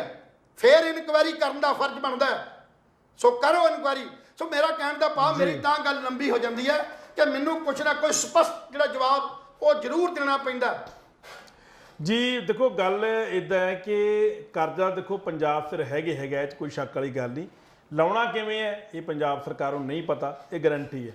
ਕਿਉਂਕਿ ਜੇ ਪੰਜਾਬ ਸਰਕਾਰਾਂ ਨੂੰ ਪਤਾ ਹੁੰਦਾ ਵੀ ਕਰਜ਼ਾ ਲਾਉਣਾ ਕਿਵੇਂ ਹੈ ਤਾਂ ਹੋ ਸਕਦਾ ਸ਼੍ਰੋਮਣੀ ਅਕਾਲੀ ਦਲ ਨੇ 10 ਸਾਲ ਰਾਜ ਕੀਤਾ ਉਹ ਵੀ ਕਰਜ਼ਾ ਲਾ ਜਾਂਦੀ, ਜਾਂ ਕਾਂਗਰਸ ਪਾਰਟੀ ਦਾ ਰਾਜ ਸੀ 5 ਸਾਲ ਉਹ ਲਾ ਜਾਂਦੀ। ਪਰ ਉਹਨਾਂ ਦੋਵੇਂ ਸਰਕਾਰਾਂ ਨੇ ਕਦੇ ਵੀ ਕੋਸ਼ਿਸ਼ ਨਹੀਂ ਕੀਤੀ ਕਿ ਪੰਜਾਬ ਨੂੰ ਕਰਜ਼ਾ ਮੁਕਤ ਕਰ ਦਈਏ, ਪੰਜਾਬ ਦੇ ਲੋਕਾਂ ਤੋਂ ਕਰਜ਼ਾ ਲਾ ਦਈਏ ਔਰ ਪੰਜਾਬ ਨੂੰ ਸਹੂਲਤਾਂ ਦੇ ਦਈਏ।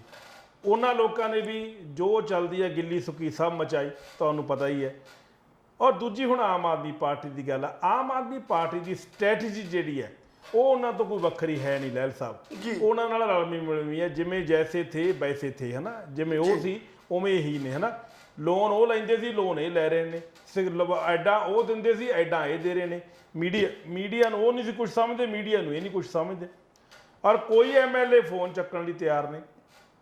ਐਮਐਲਏ ਜਿਹੜੇ ਹੈਗੇ ਨੇ ਉਹ ਉਹਨਾਂ ਕੋਲ ਕੋਈ ਸਪਸ਼ਟੀਕਰਨ ਨਹੀਂ ਹੈ। ਜਦੋਂ ਪੱਤਰਕਾਰ ਸਵਾਲ ਪੁੱਛਦੇ ਨੇ ਵੀ ਤੁਸੀਂ ਬਿਜਲੀ ਵਾਲਾ ਆਹ ਮਾਪਦੰਡ ਕਿਉਂ ਕੀਤਾ, ਕੋਈ ਜਵਾਬ ਨਹੀਂ। ਤਾਂ ਕੁਛ ਐਮਐਲਏ ਇਹ ਵੀ ਕਹਿੰਦੇ ਹੋਏ ਨਜ਼ਰ ਆਉਂਦੇ ਨੇ ਵੀ ਤੁਸੀਂ ਪਿਛਲੀਆਂ ਸਰਕਾਰਾਂ ਤੋਂ ਕਦੇ ਹਿਸਾਬ ਲਿਆ। ਇਹ ਕੋਈ ਲੌਜਿਕ ਨਹੀਂ ਹੈ ਵੀ ਪਿਛਲੀਆਂ ਸਰਕਾਰਾਂ ਤੋਂ ਹਿਸਾਬ ਲਿਆ। ਜੇ ਪਿਛਲੀਆਂ ਸਰਕਾਰਾਂ ਨੇ ਹਿਸਾਬ ਦਿੱਤਾ ਹੁੰਦਾ ਤਾਂ ਪਤੰਦਰੋਂ ਤੁਸੀਂ ਆਉਂਦੇ ਕਿਉਂ? ਤੁਹਾਨੂੰ 92 ਸੀਟਾਂ ਕਿਉਂ ਲਿਆਉਂਦੇ?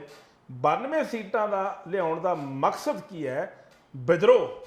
ਲੋਕਾਂ ਦੇ ਮਨਾਂ ਦੇ ਵਿੱਚ ਇੱਕ ਵਿਦਰੋਹ ਸੀ। ਲੋਕ ਉਹਨਾਂ ਰਵਾਇਤੀ ਪਾਰਟੀਆਂ ਦੇ ਵੀ ਉਹਨਾਂ ਨੂੰ ਖੁੱਡੇ ਲੈਣ ਲਾਉਣਾ ਔਰ ਖੁੱਡੇ ਲੈਣ ਲਾਇਆ ਵੀ। ਸੁਖਬੀਰ ਬਾਦਲ, ਪ੍ਰਕਾਸ਼ ਸਿੰਘ ਬਾਦਲ, ਨਵਜੋਤ ਸਿੱਧੂ, ਮਜੀਠੀਆ, ਧਰਮਸੋਤ, ਪਤਾ ਕਿਹੜੇ ਬੰਦੇ ਸੀ ਜਿਹੜੇ ਹਾਰੇ ਨਹੀਂ। ਜਿਹੜੇ ਕਦੇ ਮੁੱਛ ਨੂੰ ਵੱਟ ਦੇ ਕੇ ਇਹ ਗੱਲ ਸੋਚਦੀ ਸੀ ਵੀ ਅਸੀਂ ਜ਼ਿੰਦਗੀ 'ਚ ਕਦੇ ਹਾਰ ਹੀ ਨਹੀਂ ਸਕਦੇ, ਇਹੀ ਗੱਲ ਕਹਿੰਦੇ ਸੀ ਨਾ, ਪਰ ਉਹ ਹਾਰੇ, ਔਰ ਐਡੀ ਬੁਰੀ ਤਰ੍ਹਾਂ ਹਾਰੇ ਸੋਚ ਵੀ ਨਹੀਂ ਸਕਦਾ। ਕੈਪਟਨ ਸਾਹਿਬ ਵੀ ਹਾਰ ਗਏ, ਚਰਨਜੀਤ ਸਿੰਘ ਚੰਨੀ 2 ਥਾਂ ਤੋਂ ਹਾਰ ਗਿਆ, ਆਮ ਆਦਮੀ ਪਾਰਟੀ ਦੇ ਸਾਰੇ ਬੰਦੇ ਜਿੱਤ ਗਏ, 92 ਸੀਟਾਂ ਲੈ ਗਏ। ਹੁਣ ਤੁਹਾਡੀ ਡਿਊਟੀ ਹੈ ਇਹ ਜਵਾਬ ਦੇਣ ਦੀ। ਇੱਕ ਕ੍ਰਾਈਮ ਦਾ ਨੰਬਰ ਜਾਰੀ ਕਰ ਦੇਣਾ, ਉਹ ਤੇ ਫਿਰ ਅਮਲ ਨਾ ਕਰਨਾ, ਇਹ ਕੋਈ ਫਾਇਦਾ ਨਹੀਂ। ਭਗਵੰਤ ਮਾਨ ਜੀ 24 ਘੰਟੇ ਸੰਗਤ ਦਰਸ਼ਨ ਕਰੀ ਜਾਣ, ਮਸਲੇ ਨਾ ਹੱਲ ਹੋਣ, ਉਹਦਾ ਕੋਈ ਫਾਇਦਾ ਨਹੀਂ। ਹੁਣ ਸਭ ਤੋਂ ਵੱਡੀ ਸਮੱਸਿਆ ਲਹਿਲ ਸਾਹਿਬ ਕੀ ਆ ਰਹੀ ਹੈ ਜੀ, ਜਿਹੜੇ ਮੁੱਦੇ ਨੇ SYL ਹੋ ਗਿਆ, ਨੌਕਰੀਆਂ ਹੋ ਗਿਆ, ਧਰਨਿਆਂ ਤੇ ਬੈਠਣ ਨੇ, ਅੱਜ ਹਰ ਮਹਿਕਮਾ ਆਪਣਾ ਪ੍ਰੋਟੈਸਟ ਕਰਨ ਨੂੰ ਤਿਆਰ ਬੈਠਾ ਹੈ, ਹਰ ਮਹਿਕਮਾ ਸੜਕਾਂ ਤੇ ਆਉਣ ਨੂੰ ਤਿਆਰ ਬੈਠਾ ਹੈ। ਔਰ ਮੈਨੂੰ ਇਹ ਲੱਗਦਾ ਲਹਿਲ ਸਾਹਿਬ ਜੀ ਵੀ ਵਿਦਨ ਈਅਰ 1 ਸਾਲ ਦੇ ਵਿੱਚ ਇਹ ਪ੍ਰੋਟੈਸਟ ਇੰਨਾ ਕੁ ਵੱਧ ਜਾਣਾ ਹੈ ਵੀ ਇਕੱਲਾ ਸੰਗਰੂਰ ਧੂਰੀ ਇਹ ਹਲਕਾ ਜਾਮ ਨਹੀਂ ਹੋਣਾ, ਪੰਜਾਬ ਦੇ ਵਿੱਚ ਜਿੱਥੇ ਵਿਧਾਇਕ ਨੇ ਸਾਰੇ ਜਾਮ ਹੋ ਜਾਣੇ ਨੇ ਮੇਰੇ ਹਿਸਾਬ ਦੇ ਬਿਲਕੁਲ ਨਾਲ। ਬਿਲਕੁਲ ਜੀ। ਔਰ ਇਹ ਬੜੀ ਇੱਕ ਅਜੀਬੋ ਗਰੀਬ ਸਥਿਤੀ, ਅਜੀਬੋ ਗਰੀਬ ਪੋਜੀਸ਼ਨ ਦੇ ਵਿੱਚ ਇਹ ਲੋਕ ਫਸੇ ਹੋਏ ਨਜ਼ਰ ਆ ਰਹੇ ਨੇ, ਕਿਉਂਕਿ ਇਹਨਾਂ ਦਾ ਕਮਾਂਡਰ ਜਿਹੜਾ ਹੈ ਉਹ ਦਿੱਲੀ 'ਚ ਬੈਠਾ ਹੈ। ਘੱਟ ਲੋਕ ਨੇ, ਸਹੂਲਤਾਂ ਉੱਥੇ ਜ਼ਿਆਦਾ ਨੇ। ਕਾਰਨ ਕੀ ਹੈ? ਕਿਉਂਕਿ ਉੱਥੇ ਸਕੂਲਾਂ ਦੀ ਗਿਣਤੀ ਵੀ ਘੱਟ ਹੈ, ਹਸਪੀਟਲ ਵੀ ਘੱਟ ਨੇ, ਲੇਕਿਨ ਪੰਜਾਬ ਦੀਆਂ ਸਮੱਸਿਆਵਾਂ ਜਿਹੜੀਆਂ ਨੇ ਉਹ ਹੋਰ ਨੇ। ਹੁਣ ਦੂਜੇ ਪਾਸੇ ਲਹਿਰ ਸਾਹਿਬ ਇੱਕ ਗੱਲ ਕਰਨੀ ਹੈ, ਫਿਰ ਮੈਂ ਤੁਹਾਨੂੰ ਦਿੰਦਾ ਮੈਂ ਜੀ ਮੋਹਾਲੀ ਦੇ ਵਿੱਚ ਆਪਣੇ ਸਾਬਕਾ ਸਿਹਤ ਮੰਤਰੀ ਬਲਵੀਰ ਸਿੰਘ ਸਿੱਧੂ ਨੇ ਮੈਡੀਕਲ ਕਾਲਜ ਬਣਾਉਣ ਦਾ ਐਲਾਨ ਕਰਿਆ ਸੀ, ਜੀ ਉਹ ਪਾਸ ਵੀ ਹੋ ਗਿਆ ਸੀ। ਪਰ ਹੁਣ ਜਿਹੜੇ ਨਵੇਂ ਸਿਹਤ ਮੰਤਰੀ ਆਏ ਨੇ ਸਿੰਗਲਾ ਸਾਹਿਬ ਮਾਨਸਾ ਦੇ, ਉਹਨਾਂ ਨੇ ਉਹ ਰੱਦ ਕਰਤਾ ਵੀ ਮਾਨਸਾ ਵਿੱਚ ਮੈਡੀਕਲ ਕਾਲਜ ਬਣਨਾ ਹੀ ਨਹੀਂ। ਉਧਰੋਂ ਪੁਰਾਣੇ ਸਿਹਤ ਮੰਤਰੀ ਤੇ ਮੋਹਾਲੀ ਦੇ ਲੋਕ ਹੁਣ ਹਾਈ ਕੋਰਟ ਜਾਣ ਨੂੰ ਤਿਆਰ ਬੈਠੇ। ਮਤਲਬ ਹੁਣ ਮੈਂ ਸਿੱਧੂ ਸਾਹਿਬ ਨੂੰ ਇਹ ਗੱਲ ਕਹਿਣਾ ਚਾਹੁੰਦਾ ਵੀ ਤੁਸੀਂ ਇਸ ਗੱਲ 'ਤੇ ਤੁਹਾਨੂੰ ਗੁੱਸਾ ਕਰਨ ਦੀ ਲੋੜ ਨਹੀਂ ਹੈ। ਤੁਸੀਂ ਇਹ ਲੋਕ ਉਹੀ ਕਰ ਰਹੇ ਨੇ ਜੋ ਤੁਸੀਂ ਅਕਾਲੀਆਂ ਨਾਲ ਕੀਤਾ। ਮੋਹਾਲੀ ਦੇ ਵਿੱਚ 6 ਫੇਜ਼ ਦੇ ਵਿੱਚ ਕਈ 100 ਕਰੋੜ ਦੀ ਲਾਗਤ ਨਾਲ ਬਾਬਾ ਬੰਦਾ ਸਿੰਘ ਬਹਾਦਰ ਬੱਸ ਟਰਮੀਨਲ ਬਣਿਆ ਹੋਇਆ ਹੈ, ਉਹ ਅੱਜ ਖੰਡਰ ਬਣ ਗਿਆ ਤੁਹਾਡੀ ਨਲਾਇਕੀ ਕਰਕੇ। ਉੱਥੇ ਬੱਸ ਨਹੀਂ ਖੜਦੀ, ਉੱਥੇ ਸਵਾਰੀਆਂ ਨਹੀਂ ਜਾਂਦੀਆਂ, ਉਹਦੇ ਵਿੱਚ ਚੱਲਦੇ ਹੋਟਲ ਬੰਦ ਹੋ ਗਏ, ਮੁਲਾਜ਼ਮਾਂ ਨੂੰ ਤਨਖਾਹਾਂ ਨਹੀਂ ਮਿਲੀਆਂ, ਸਿਰਫ ਇਸ ਵਾਸਤੇ ਕਿ ਉਹਨੂੰ ਸੁਖਬੀਰ ਬਾਦਲ ਤੇ ਪ੍ਰਕਾਸ਼ ਸਿੰਘ ਬਾਦਲ ਨੇ ਬਣਵਾਇਆ ਸੀ, ਅਕਾਲੀ ਦਲ ਨੇ ਬਣਵਾਇਆ ਸੀ। ਔਰ ਤੁਸੀਂ ਉਸ ਬੱਸ ਅੱਡੇ ਨੂੰ ਚੱਲਣ ਤੱਕ ਨਹੀਂ ਦਿੰਦਾ। ਉਦੋਂ ਸਿੱਧੂ ਸਾਹਿਬ ਤੁਸੀਂ ਕਿੱਥੇ ਸੀ? ਤੁਸੀਂ MLA ਵੀ ਸੀ, ਸਿਹਤ ਮੰਤਰੀ ਵੀ ਰਹੇ, ਤੁਸੀਂ ਇਸ ਕਈ 100 ਕਰੋੜ ਦੇ ਬੱਸ ਅੱਡੇ ਦੇ ਹੁੰਦੇ ਹੋਇਆਂ ਤੁਸੀਂ ਮੋਹਾਲੀ ਵਿੱਚ ਇੱਕ ਨਵਾਂ ਬੱਸ ਅੱਡੇ ਦਾ ਨਹੀਂ ਪੱਥਰ ਰੱਖੇ। ਤੁਹਾਨੂੰ ਸ਼ਰਮ ਆਉਣੀ ਚਾਹੀਦੀ ਹੈ ਵੀ ਤੁਸੀਂ ਕੀਤਾ ਕੀ। ਹੁਣ ਜੇ ਤੁਹਾਡਾ ਮੈਡੀਕਲ ਕਾਲਜ ਇੱਥੋਂ ਬਦਲ ਕੇ ਜਾਂ ਮਾਨਸਾ ਬਠਿੰਡੇ ਵਾਲੇ ਪਾਸੇ ਜਾ ਰਿਹਾ ਹੈ ਤਾਂ ਤੁਹਾਨੂੰ ਗੁੱਸਾ ਕਿਉਂ ਆ ਰਿਹਾ? ਕਿਉਂਕਿ ਤੁਸੀਂ ਵੀ ਤਾਂ ਉਹੀ ਕੀਤਾ ਹੈ, ਉਹ ਵੀ ਤਾਂ ਉਹੀ ਕਰ ਰਹੇ ਨੇ ਜੋ ਤੁਸੀਂ ਕੀਤਾ ਹੈ। ਲੈਲ ਸਾਹਿਬ, ਸੋ ਕਹਿਣ ਦਾ ਭਾਵ ਗਿੱਲ ਸਾਹਿਬ ਤੁਹਾਡਾ ਇਹੀ ਹੈ ਜਾਂ ਸਾਡਾ ਇਹੀ ਹੈ ਕਿ ਬੇਸਿਕਲੀ ਜੋ ਪਹਿਲਾਂ ਹੁੰਦਾ ਰਿਹਾ ਨਾ, ਜੋ ਤੁਸੀਂ ਕਰਦੇ ਰਹੇ ਹੋ ਕਿ ਜੇ ਨੀਂਹ ਪੱਥਰ ਕਿਤੇ ਪ੍ਰਕਾਸ਼ ਸਿੰਘ ਬਾਦਲ ਨੇ ਰੱਖਿਆ ਜਾਂ ਸੁਖਬੀਰ ਨੇ ਰੱਖਿਆ, ਉਸ ਨੀਂਹ ਪੱਥਰ ਨੂੰ ਢਾਹ ਕੇ ਤੁਸੀਂ ਆਪਣਾ ਰੱਖਣ ਦੀ ਗੱਲ ਕਰਦੇ ਰਹੇ ਹੋ।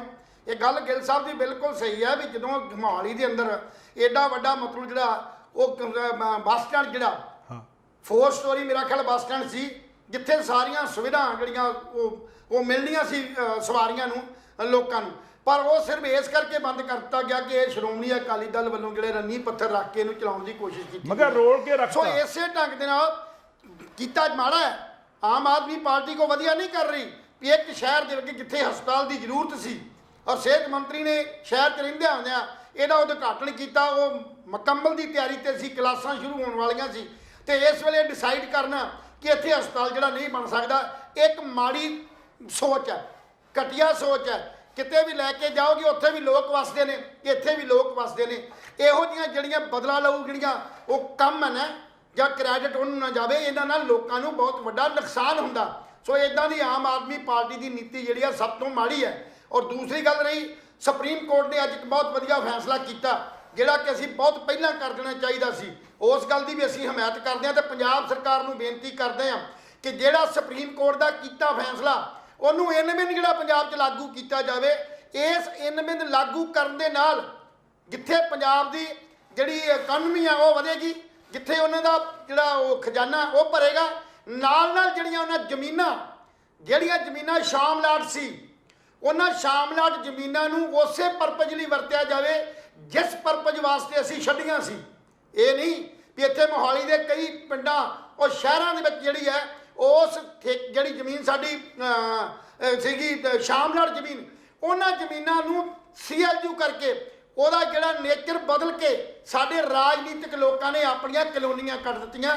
ਉੱਥੇ ਬਹੁਤ ਵੱਡੇ ਘਪਲੇ ਕੀਤੇ ਗਏ ਨੇ, ਉੱਥੇ ਆਪਣੀ ਉਸਾਰੀ ਕਰ ਦਿੱਤੀ ਗਈ, ਕਿਤੇ ਗਊਸ਼ਾਲਾ ਬਣਾ ਦਿੱਤੀ ਗਈ, ਕਿਤੇ ਕੁਝ ਕਰਤਾ ਗਿਆ। ਇਹ ਸਾਰੀਆਂ ਗੱਲਾਂ ਜਿਹੜੀਆਂ ਸੁਪਰੀਮ ਕੋਰਟ ਦੀ ਕੱਲ ਨਜ਼ਰ 'ਚ ਆਇਆ, ਸੁਪਰੀਮ ਕੋਰਟ ਨੂੰ ਸ਼ਿਕਾਇਤਾਂ ਗਈਆਂ ਸੀ, ਪਟੀਸ਼ਨਾਂ ਪਈਆਂ ਸੀ, ਰਾਜਨੀਤਿਕ ਲੋਕਾਂ ਨੇ ਵੀ ਤੇ ਨਿੱਜੀ ਲੋਕਾਂ ਨੇ ਵੀ, ਔਰ ਉਸ ਪਟੀਸ਼ਨਾਂ ਸਾਰੀਆਂ ਦਾ ਕੱਲ ਫੈਸਲਾ ਕੀਤਾ ਗਿਆ।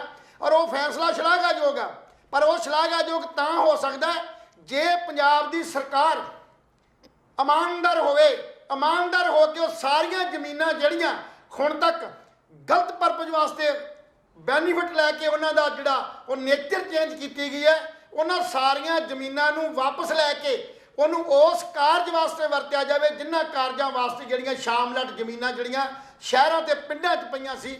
ਇਹ ਜ਼ਰੂਰ ਸਾਡੇ ਜਿਹੜੀ ਸਰਕਾਰ ਅੱਗੇ ਬੇਨਤੀ ਵੀ ਹੈ ਤੇ ਰਿਕੁਐਸਟ ਵੀ ਹੈ। ਸੋ ਕਹਿਣ ਦਾ ਭਾਵ ਇਹ ਆ ਵੀ ਸਿਸਟਮ ਇਦਾਂ ਦਾ ਕ੍ਰੀਏਟ ਕਰ ਦਿੱਤਾ ਗਿਆ ਆਮ ਆਦਮੀ ਪਾਰਟੀ ਨੇ, ਇਹ 'ਚ ਲੱਗਦਾ ਨਹੀਂ ਹੈ ਕਿ ਇਹ 'ਚ ਕੋਈ ਆਮ ਗੱਲ ਹੋਵੇ, ਉਹ ਵੀ ਖਾਸ ਹੀ ਹੋ ਰਹੀ ਹੈ। ਜੋ ਅਕਾਲੀ ਦਲ ਜਾਂ ਕਾਂਗਰਸ ਅੱਜ ਵਿਰੋਧ ਕਰ ਰਹੀ ਹੈ, ਕਈਆਂ ਗੱਲਾਂ ਦਾ ਵਿਰੋਧ ਜਿਹੜਾ ਕਾਂਗਰਸ ਤੇ ਅਕਾਲੀਆਂ ਨੇ ਕੀਤਾ, ਪਰ ਮੈਂ ਅਕਾਲੀ ਦਲ ਨੂੰ ਤੇ ਕਾਂਗਰਸ ਨੂੰ ਜ਼ਰੂਰ ਪੁੱਛਦਾ ਵੀ ਜਦੋਂ ਤੁਹਾਡੇ ਰਾਜ ਸੀ, ਜਦੋਂ ਤੁਸੀਂ ਇੰਨੇ ਲੰਮੇ ਸਮੇਂ ਰਾਜ ਕੀਤਾ, ਉਦੋਂ ਤੁਹਾਨੂੰ ਪੰਜਾਬੀ ਬੋਲਦੇ ਇਲਾਕਿਆਂ ਦੀ ਕਦੇ ਜ਼ਿਕਰ ਨਹੀਂ ਹੋਇਆ, ਕਦੇ ਤੁਹਾਨੂੰ SYL ਦੀ ਗੱਲ ਨਹੀਂ ਤੁਹਾਡੇ ਨਜ਼ਰ 'ਚ ਆਈ, ਕਦੇ ਚੰਡੀਗੜ੍ਹ ਪੰਜਾਬ ਨੂੰ ਜਿਹੜੇ ਉਹ ਰਾਜਧਾਨੀ ਬਣਾਉਣ ਦੀ ਗੱਲ ਨਹੀਂ ਕਦੇ ਆਈ। ਅੱਜ ਤੁਸੀਂ ਵਿਰੋਧੀ ਧਿਰ 'ਚ ਖੜ ਗਏ ਹੋ, ਅੱਜ ਤੁਸੀਂ ਰੈਲੀਆਂ ਵੀ ਕਰ ਰਹੇ ਹੋ, ਧਰਨੇ ਵੀ ਦੇ ਰਹੇ ਹੋ, ਅਖਬਾਰਾਂ 'ਚ ਵੀ ਆ ਰਹੇ ਹੋ, ਪਰ ਜਿਸ ਵੇਲੇ ਤੁਹਾਡਾ ਰਾਜ ਸੀ ਉਸ ਵੇਲੇ ਤੁਸੀਂ ਕਿੱਥੇ ਸੀ? ਤੁਸੀਂ ਬਹੁਤ ਕੁਝ ਕਰ ਸਕਦੇ ਸੀ, ਪਰ ਤੁਸੀਂ ਕਰਕੇ ਨਹੀਂ ਵਿਖਾਇਆ। ਸੋ ਅੱਜ ਤੁਸੀਂ ਹਦਾਇਤਾਂ ਦੇ ਰਹੇ ਹੋ, ਅੱਜ ਤੁਸੀਂ ਸਲਾਹਾਂ ਦੇ ਰਹੇ ਹੋ, ਤੁਹਾਡੀਆਂ ਸਲਾਹਾਂ ਮੇਰਾ ਖਿਆਲ ਹੈ ਕੋਈ ਯੋਗ ਨਹੀਂ ਹੈਗੀਆਂ। ਪਬਲਿਕ ਸਲਾਹ ਦੇਵੇ, ਅੱਜ ਪਬਲਿਕ ਗੱਲ ਕਰੇ। ਕੱਲ ਇੱਕ ਸਤਨਾਮ ਸਿੰਘ ਸੈਣੀ ਜਿਹੜੇ ਕੈਨੇਡਾ 'ਚ ਕਿਚਨਰ ਰਹਿੰਦੇ ਨੇ, ਉਹਨਾਂ ਦਾ ਰਾਤ ਇੱਕ ਫੋਨ ਆਇਆ ਸੀ, ਮੈਂ ਧੰਨਵਾਦੀ ਉਹਨਾਂ ਦਾ ਜਿਨ੍ਹਾਂ ਨੇ ਮੈਨੂੰ ਇੱਕ ਫੋਨ ਕਰਕੇ ਗੱਲ ਜਰੂਰੀ, ਕਹਿੰਦੇ ਲਹਿਲ ਸਾਹਿਬ ਗੱਲ ਇਹ ਹੈ ਕਿ ਤੁਸੀਂ ਤਾਂ ਕੁਲਵੰਤ ਕਿਨਾ ਚੈਨਲ ਦੇ ਉੱਤੇ ਸੰਖੇਪ ਗੱਲ ਕਰਦੇ ਹੋ, ਸਪਸ਼ਟ ਗੱਲ ਕਰਦੇ ਹੋ, ਸਰਕਾਰ ਦੀ ਪਾਲਿਸੀ ਦੇ ਉੱਤੇ ਇੱਕ ਤਰਕ ਪੇਸ਼ ਕਰਦੇ ਹੋ, ਪਰ ਮੈਂ ਹੈਰਾਨ ਹਾਂ ਵੀ ਲੋਕ ਤੁਹਾਡੀਆਂ ਇਹਨਾਂ ਗੱਲਾਂ ਨੂੰ ਤਰਜੀਹ ਕਿਉਂ ਨਹੀਂ ਦਿੰਦੇ, ਸੁਧਾਰ ਕਿਉਂ ਨਹੀਂ ਹੁੰਦਾ। ਲੰਮੇ ਸਮੇਂ ਤੋਂ ਇਕੱਲੇ ਅਸੀਂ ਨਹੀਂ, ਬਹੁਤ ਬੁੱਧੀਜੀਵੀ, ਬਹੁਤ ਸਿਆਣੇ, ਅਗਾਂਹ ਵਧੂ ਲੋਕ, ਇਨਕਲਾਬੀ ਲੋਕ, ਵਧੀਆ ਲੋਕ ਜਿਹੜੇ ਪੰਜਾਬ ਨੂੰ ਸਵਰਗ ਬਣਾਉਣਾ ਚਾਹੁੰਦੇ, ਪੰਜਾਬ ਨੂੰ ਪੰਜਾਬ ਰਹਿਣਾ ਚਾਹੁੰਦੇ ਆ, ਉਹ ਆਪਣੇ ਵਿਚਾਰਾਂ ਦਾ ਪ੍ਰਗਟਾ ਕਰਦੇ ਨੇ। ਉਹ ਸਰਕਾਰ ਨੂੰ ਨਿੰਦਦੇ ਨਹੀਂ, ਉਹ ਸਰਕਾਰ ਨੂੰ ਤਰਕ ਪੇਸ਼ ਕਰਦੇ ਨੇ, ਵਿਚਾਰਧਾਰਕ ਲੜਾਈ ਲੜਦੇ ਨੇ, ਪਰ ਅੱਜ ਤੱਕ ਉਹਨਾਂ ਦੀ ਵਿਚਾਰਧਾਰਕ ਲੜਾਈ ਨੂੰ ਲੋਕਾਂ ਨੇ ਜਗ੍ਹਾ ਨਹੀਂ ਦਿੱਤੀ। ਉਹ ਕੱਲ ਦੁੱਖ ਪ੍ਰਗਟ ਕਰ ਰਿਹਾ ਸੀ ਵੀ ਮੈਂ ਹੈਰਾਨ ਹਾਂ ਵੀ ਇੰਨੀ ਸਪਸ਼ਟਤਾ ਦੀ ਗੱਲ ਤੁਸੀਂ ਕਰਦੇ ਹੋ ਤੇ ਲੋਕ ਕਿਉਂ ਨਹੀਂ ਇਸ ਗੱਲ ਦੇ ਰਾਹ ਤੇ ਚੱਲਦੇ, ਕਿਉਂ ਦੁਬਾਰਾ ਇਹਨਾਂ ਰਾਜਨੀਤਿਕ ਲੋਕਾਂ ਦੀਆਂ ਚਾਲਾਂ ਨੂੰ ਨਹੀਂ ਸਮਝ ਸਕਦੇ। ਤੇ ਮੇਰਾ ਇੱਕ ਹੀ ਜਵਾਬ ਸੀ ਸੈਣੀ ਸਾਹਿਬ, ਇੱਕ ਜਵਾਬ ਸੀ ਮੇਰਾ, ਤੁਹਾਨੂੰ ਇੱਕੋ ਹੀ ਜਵਾਬ ਦਿੱਤਾ ਸੀ ਮੈਂ ਵੀ ਜਦ ਤੱਕ ਲੋਕ ਰਾਜਨੀਤਿਕ ਤੌਰ ਤੇ ਸਿਆਣੇ ਨਹੀਂ ਹੁੰਦੇ, ਸੂਝਵਾਨ ਨਹੀਂ ਹੁੰਦੇ, ਦੋਸਤ ਤੇ ਦੁਸ਼ਮਣ ਦੀ ਪਹਿਚਾਣ ਨਹੀਂ ਕਰ ਲੈਂਦੇ, ਤਦ ਤੱਕ ਸਾਡਾ ਸੁਧਾਰ ਹੋਣਾ ਅਜੇ ਬਹੁਤ ਦੂਰ ਦੀ ਗੱਲ ਹੈ। ਅਸੀਂ ਤਾਂ ਸਿਰਫ ਆਰਥਿਕਵਾਦ 'ਚ ਫਸੇ ਹਾਂ, ਨਾਲੀਆਂ ਤੇ ਗਲੀਆਂ 'ਚ ਫਸੇ ਹਾਂ, ਅਜੇ ਆਟੇ ਦਾਲ ਦੀ ਸਕੀਮ 'ਚ ਫਸੇ ਹਾਂ, ਇਹ ਬਿਜਲੀ ਮਾਫੀ ਦੀ ਸਕੀਮ 'ਚ ਫਸੇ ਹਾਂ। ਅਸੀਂ ਤਾਂ ਅਜੇ ਤੋਂ ਉੱਪਰ ਉੱਠੇ ਹੀ ਨਹੀਂ। ਜਦੋਂ ਸਾਡੀਆਂ ਇਹ ਛੋਟੀਆਂ ਮਸਲੇ ਦੇ ਉਲਝੇ ਰਹਾਂਗੇ, ਉਦੋਂ ਤੱਕ ਸਾਡਾ ਜਿਹੜਾ ਸਮਾਜ ਆ ਉਹ ਵਿਕਾਸ ਨਹੀਂ ਕਰ ਪਾਏਗਾ। ਤੇ ਰਾਜਨੀਤਿਕ ਲੋਕਾਂ ਦੀ ਇੱਕ ਹੀ ਸੋਚ ਹੈ ਵੀ ਸਾਡੇ ਲੋਕਾਂ ਨੂੰ ਇਸੇ ਹੀ ਤਰ੍ਹਾਂ ਉਲਝਾਈ ਰੱਖਣਾ, ਆਟੇ ਦਾਲ 'ਚ, ਗਲੀਆਂ ਨਾਲੀਆਂ 'ਚ, ਨੌਕਰੀਆਂ, ਬੇਰੁਜ਼ਗਾਰੀ 'ਚ। ਇਹ ਛੋਟੇ ਜਿਹੜੇ ਮਸਲੇ ਨੇ ਜਿਨ੍ਹਾਂ ਦਾ ਹੱਲ ਸਰਕਾਰ ਕਰ ਸਕਦੀ ਹੈ। ਅੱਜ ਇੱਕ ਨਵੀਂ ਹੋਰ ਆਈ ਹੈ ਵੀ ਸਰਕਾਰ ਆਪਣੀ GST ਦੇ ਟੈਕਸ ਜਿਹੜੇ ਨੇ ਕਿੰਨੇ % ਜਿਹੜੇ ਨੇ ਉਹ ਲੈਂਦੇ ਨੇ। ਹੈਰਾਨ ਹੁੰਦੇ ਉਸ ਵੇਲੇ ਵੀ ਇੱਕ ਚੀਜ਼ 2 ਰੁਪਏ ਦੀ ਹੈ, ਉਹ ਬਣ ਕੇ 3 ਦੀ ਹੋ ਜੂਗੀ, ਪਰ ਉਹ ਤੇ ਟੈਕਸ ਜਿਹੜਾ ਹੈ ਉਹ ਪਾ ਕੇ ਉਹੀ ਚੀਜ਼ ਜਿਹੜੀ ਆ 12 ਰੁਪਏ ਦੀ ਵਿਕਦੀ ਹੈ। ਔਰ ਉਹ ਇੰਨਾ ਟੈਕਸ ਲਾ ਕੇ ਉਹ ਗਿਆ ਕਿੱਥੇ? ਵਿਕਾਸ ਤਾਂ ਹੋਇਆ ਹੀ ਨਹੀਂ, ਸੁਧਾਰ ਤਾਂ ਹੋਇਆ ਹੀ ਨਹੀਂ। ਮਸਲੇ ਉੱਦਾਂ ਹੀ ਜਿਹੜੇ ਨਾਗ ਬਣ ਕੇ ਸਾਡੇ ਸਿਰ ਤੇ ਖੜੇ ਨੇ, ਉਹ ਪੈਸੇ ਗਏ ਕਿੱਥੇ? ਉਹ ਪੈਸੇ ਗਏ ਨੇ ਤੁਹਾਡੇ ਇਸੇ ਤਰ੍ਹਾਂ ਜਿਹੜੀ ਤੁਸੀਂ ਲੁੱਟ ਕਰਦੇ ਹੋ ਪ੍ਰਚਾਰ ਤੇ ਹੋਰਨਾਂ ਥਾਵਾਂ ਤੇ ਵੱਡੇ ਫੰਕਸ਼ਨ ਕਰਾ ਕੇ, ਸਮਾਗਮ ਕਰਾ ਕੇ, ਉਹਨਾਂ ਥਾਵਾਂ ਤੇ ਤੁਸੀਂ ਨਜਾਇਜ਼ ਖਰਚੇ ਕਰਕੇ ਜੀ। ਲੋਕਾਂ ਨੂੰ ਗੱਲ ਕਰਦੇ ਹੋ। ਜਿਵੇਂ ਕਿ ਮੈਂ ਗੱਲ ਕੀਤੀ, ਇੱਕ ਆਮ ਆਦਮੀ, ਕੁਲਵੰਤ ਜੀ ਇੱਕ ਗੱਲ ਕਰਨੀ ਆ, ਜੀ, ਜੀ। ਇੱਕ ਆਮ ਆਦਮੀ ਆ, ਉਹ ਇੱਕ ਆਮ ਆਦਮੀ ਵਿਚਾਰਾ ਮਾੜੀ ਮੋਟੀ ਰੋਟੀ ਖਾਂਦਾ, ਗੁਜ਼ਾਰਾ ਕਰਦਾ, ਕਰਜ਼ਾ ਲੈ ਕੇ ਸਾਰਦਾ, ਨਿਆਣੇ ਪੜਾਉਂਦਾ, ਕੁਛ ਕਰਦਾ। ਇੱਕ ਵਕਤ ਆਉਂਦਾ ਜਦੋਂ ਉਹਦਾ ਵਿਆਹ ਕਰਨਾ ਹੁੰਦਾ ਤੇ ਆਪਣੀ ਸ਼ਾਨ ਨੂੰ ਬਰਕਰਾਰ ਰੱਖਣ ਵਾਸਤੇ, ਉੱਚਿਆਂ 'ਚ ਸ਼ਾਮਲ ਹੋਣ ਵਾਸਤੇ, ਆਪਣੇ ਆਪ ਨੂੰ ਨਾਮਣਾ ਖੱਟਣ ਵਾਸਤੇ ਉਹ ਵਿੱਤੀ ਸੰਸਥਾ ਕੋ ਜਾਂਦਾ, ਆੜਤੀਆਂ ਕੋ ਜਾਂਦਾ, ਵਿਆਜੜਾਂ ਕੋ ਜਾਂਦਾ, ਬੈਂਕਾਂ ਜਾਂਦਾ, ਸਰਵੇਸ ਕਰਕੇ ਕਿ ਮੈਂ ਬਹੁਤ ਵੱਡਾ ਸਮਾਗਮ ਕਰਨਾ, ਬਹੁਤ ਵੱਡਾ ਵਿਆਹ ਕਰਨਾ, ਮੈਂ ਦਾਜ ਦੇਣਾ ਕੁੜੀ ਨੂੰ, ਮੈਂ ਆਹ ਕੁਝ ਕਰਨਾ, ਉਹ ਕਰਜ਼ਾ ਚੁੱਕ ਲੈਂਦਾ। ਅੱਜ ਹਾਲਤ ਸਾਡੀ ਇਹ ਹੈ, ਸਾਡੇ ਲੋਕਾਂ ਦੀ ਜਿਹੜੀ ਆਰਥਿਕ ਹਾਲਤ ਆ ਬਹੁਤ ਕਮਜ਼ੋਰ ਹੈ, ਖਰੀਦ ਸ਼ਕਤੀ ਬਹੁਤ ਕਮਜ਼ੋਰ ਹੈ। ਪਰ ਸਿਰਫ ਆਮ ਆਦਮੀ ਪਾਰਟੀ, ਕਾਂਗਰਸ ਨੇ ਵੀ ਤੇ ਅਕਾਲੀਆਂ ਨੇ ਵੀ ਇਹ ਰਾਹ ਅਪਣਾਇਆ, ਆਪਣੀ ਸ਼ਾਨ ਨੂੰ, ਆਪਣੀ ਪਾਰਟੀ ਨੂੰ ਚੁੱਕਣ ਵਾਸਤੇ ਕਰਜ਼ਾ ਲੈਂਦੇ ਰਹੇ, ਕਰਜ਼ਾ ਲੈਂਦੇ ਰਹੇ, ਕਰਜ਼ਾ ਲੈ ਲੈ ਕੇ ਛੋਟੀਆਂ ਛੋਟੀਆਂ ਰਿਆਤਾਂ ਦਿੰਦੇ ਰਹੇ ਨੇ, ਪਰ ਲੁੱਟ ਕਰਦੇ ਰਹੇ ਨੇ। ਅੱਜ ਆਮ ਆਦਮੀ ਪਾਰਟੀ ਵੀ ਉਸੇ ਰਾਹ ਤੇ ਆ। ਅਸੀਂ ਗਰੀਬ ਤਬਕੇ ਚੋਂ ਆ, ਮਾਤੜ ਤਬਕੇ ਚੋਂ ਆ। ਅਜੇ ਪੰਜਾਬ ਵਿਕਾਸ ਕਰ ਰਿਹਾ, ਖੇਤੀਬਾੜੀ ਤੇ ਸੂਬਾ ਹੈ, ਪਰ ਸਾਡੀ ਸਰਕਾਰ ਸਿਰਫ ਆਪਣੀਆਂ 7 ਗਰੰਟੀਆਂ ਲਈ, ਜਿਹੜੀਆਂ ਕਿ ਝੂਠੀਆਂ ਸਾਬਤ ਹੋਣਗੀਆਂ, ਉਹਨਾਂ ਗਰੰਟੀਆਂ ਦੀ ਕਰਜ਼ੇ ਤੇ ਕਰਜ਼ਾ ਚੁੱਕ ਰਿਹਾ, ਲੋਨ ਤੇ ਲੋਨ ਲੈ ਰਿਹਾ, ਸਰਕਾਰੀ ਜਾਇਦਾਦਾਂ ਜ਼ਮੀਨਾਂ ਵੇਚ ਰਿਹਾ, ਗਿਰਵੀ ਰੱਖ ਰਿਹਾ। ਸੋ ਇਸ ਕਰਕੇ ਤਾਂ ਕਿ ਪਾਰਟੀ ਦਾ ਸਟੈਂਡਰਡ ਬਣਿਆ ਰਹੇ। ਅਸੀਂ ਲੋਕ ਮੰਗ ਕਰਦੇ ਹਾਂ ਵੀ ਸਾਨੂੰ ਇਸ ਪਾਰਟੀ ਦੇ ਸਟੈਂਡਰਡ ਦੀ ਲੋੜ ਨਹੀਂ, ਸਾਨੂੰ ਪੰਜਾਬ ਗਿਰਵੀ ਰੱਖਣ ਦੀ ਲੋੜ ਨਹੀਂ, ਮੁਫਤ ਦੀਆਂ ਸਕੀਮਾਂ ਲੈਣ ਦੀ ਲੋੜ ਨਹੀਂ। ਹਜ਼ਾਰਾਂ ਹੀ ਲੋਕਾਂ ਨਾਲ ਅਸੀਂ ਜਾ ਕੇ ਪਿੰਡਾਂ 'ਚ ਗੱਲ ਕਰਦੇ ਹਾਂ, ਸ਼ਹਿਰਾਂ 'ਚ ਗੱਲ ਕਰਦੇ ਹਾਂ। ਹਰ ਬੰਦੇ ਦੀ ਜ਼ੁਬਾਨ ਤੇ ਹੈ ਵੀ ਬਿਜਲੀ ਮਾਫ ਨਹੀਂ ਹੋਣੀ ਚਾਹੀਦੀ, ਬਿਜਲੀ ਸਸਤੀ ਹੋਣੀ ਚਾਹੀਦੀ ਹੈ, 24 ਘੰਟੇ ਹੋਣੀ ਚਾਹੀਦੀ ਹੈ, ਲਗਾਤਾਰ ਰਹਿਣੀ ਚਾਹੀਦੀ ਹੈ। ਕਦੇ ਪਰ ਪਿੱਛੇ ਜਦੋਂ ਨਵੀਂ ਸਰਕਾਰ ਬਣੀ ਗਿੱਲ ਸਾਹਿਬ, ਤੇ ਇਹਨਾਂ ਐਮਐਲਏ ਨੇ ਜਾ ਕੇ ਦਫ਼ਤਰਾਂ 'ਚ ਐਸਡੀਓ, ਐਕਸਰਾਂ ਤੇ ਐਸਸੀਆਂ ਨੂੰ ਦਬਕੇ ਮਾਰੇ ਵੀ ਕੋਈ ਵੀ ਬੰਦਾ ਡਿਫਾਲਟਿੰਗ ਅਮਾਉਂਟ ਨਹੀਂ ਗਿਰਾਉਣ ਜਾਏਗਾ, ਕਿਸੇ ਤੋਂ ਬਿੱਲ ਨਹੀਂ ਲਿਆ ਜਾਏਗਾ। ਤੇ ਹੁਣ ਕਿਹੜੇ ਮੂੰਹ ਨਾਲ ਆਪਣੇ ਮਾਨ ਸਾਹਿਬ ਕੱਲ ਸਰਕੂਲਰ ਤੁਸੀਂ ਕੀਤਾ, ਡਿਫਾਲਟਰਾਂ ਦੀ ਲਿਸਟ ਮੰਗ ਲਈ ਹੈ, ਕਿਸ ਮੂੰਹ ਨੇ ਮੰਗੀ ਆ ਤੁਸੀਂ? ਜਦੋਂ ਕਿ 31 ਮਾਰਚ ਨੂੰ ਹਜ਼ਾਰਾਂ ਰੁਪਈਆ ਸਾਡਾ ਬਿਜਲੀ ਬੋਰਡ 'ਚ ਰੈਵਨਿਊ ਇਕੱਠਾ ਹੁੰਦਾ ਸੀ। 2 ਹੀ ਸਾਲ 'ਚ ਸਮੇਂ ਹੁੰਦੇ ਨੇ ਪੈਸੇ ਇਕੱਠੇ ਕਰਨ ਦੇ, ਇੱਕ 30 ਸਤੰਬਰ ਔਰ 31 ਮਾਰਚ, ਜੋ ਸੋ ਅਸੀਂ ਆਪਣਾ ਰੈਵਨਿਊ ਇਕੱਠਾ ਕਰਦੇ ਹਾਂ। ਡਿਫਾਲਟਰਾਂ ਨੂੰ ਭਾਜਣਾ ਪੈਂਦੀਆਂ ਨੇ ਕਿਉਂਕਿ ਬਿਜਲੀ ਵਰਤੀ ਹੈ ਉਹਨਾਂ ਨੇ, ਸੁੱਖ ਲਿਆ ਹੋਇਆ, ਅਸੀਂ ਕਿਉਂ ਮੁਫਤ ਦੇਈਏ ਉਹਨਾਂ ਨੂੰ? ਉਹਨਾਂ ਲੋਕਾਂ ਦਾ ਕੀ ਕਸੂਰ ਹੈ ਜਿਨ੍ਹਾਂ ਨੇ ਆਪਣੀਆਂ ਜੇਬਾਂ 'ਚੋਂ ਬਿੱਲ ਭਰੇ ਨੇ? ਇੱਕ ਬੰਦਾ 20,000 ਦਾ ਬਿੱਲ ਨਹੀਂ ਪੇ ਕਰਦਾ, ਉਹਨੇ ਬਿਜਲੀ ਪਰ ਉਹਨੂੰ ਮਾਫ ਕਰਤਾ ਜਾਏ। ਅੱਜ ਤੁਸੀਂ ਕਿਵੇਂ ਡਿਫਾਲਟਾਂ ਦੀਆਂ ਲਿਸਟਾਂ ਮੰਗੀਆਂ?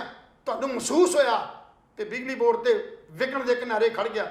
ਸੋ ਚੰਗਾ ਹੁੰਦਾ ਜੇ 31 ਮਾਰਚ ਤੋਂ ਪਹਿਲਾਂ ਤੁਹਾਡੇ ਐਮਐਲਏ ਜਾ ਕੇ ਐਸਡੀਓ ਤੇ ਐਕਸ਼ਨ ਦੇ ਜੇਈਆਂ ਨੂੰ ਦਬਕੇ ਨਾ ਮਾਰਦੇ, ਨਹੀਂ ਤੇ ਐਸਡੀਓ ਐਕਸ਼ਨ ਦੇ ਜੇਈ ਲੱਖਾਂ ਰੁਪਈਆ ਸਰਕਾਰ ਨੂੰ ਜਿਹੜਾ ਬਿਜਲੀ ਬੋਰਡ ਨੂੰ ਇਕੱਠਾ ਕਰਕੇ ਡਿਫਾਲਟਰਾਂ ਦਾ ਦੇ ਸਕਦੇ ਸੀ।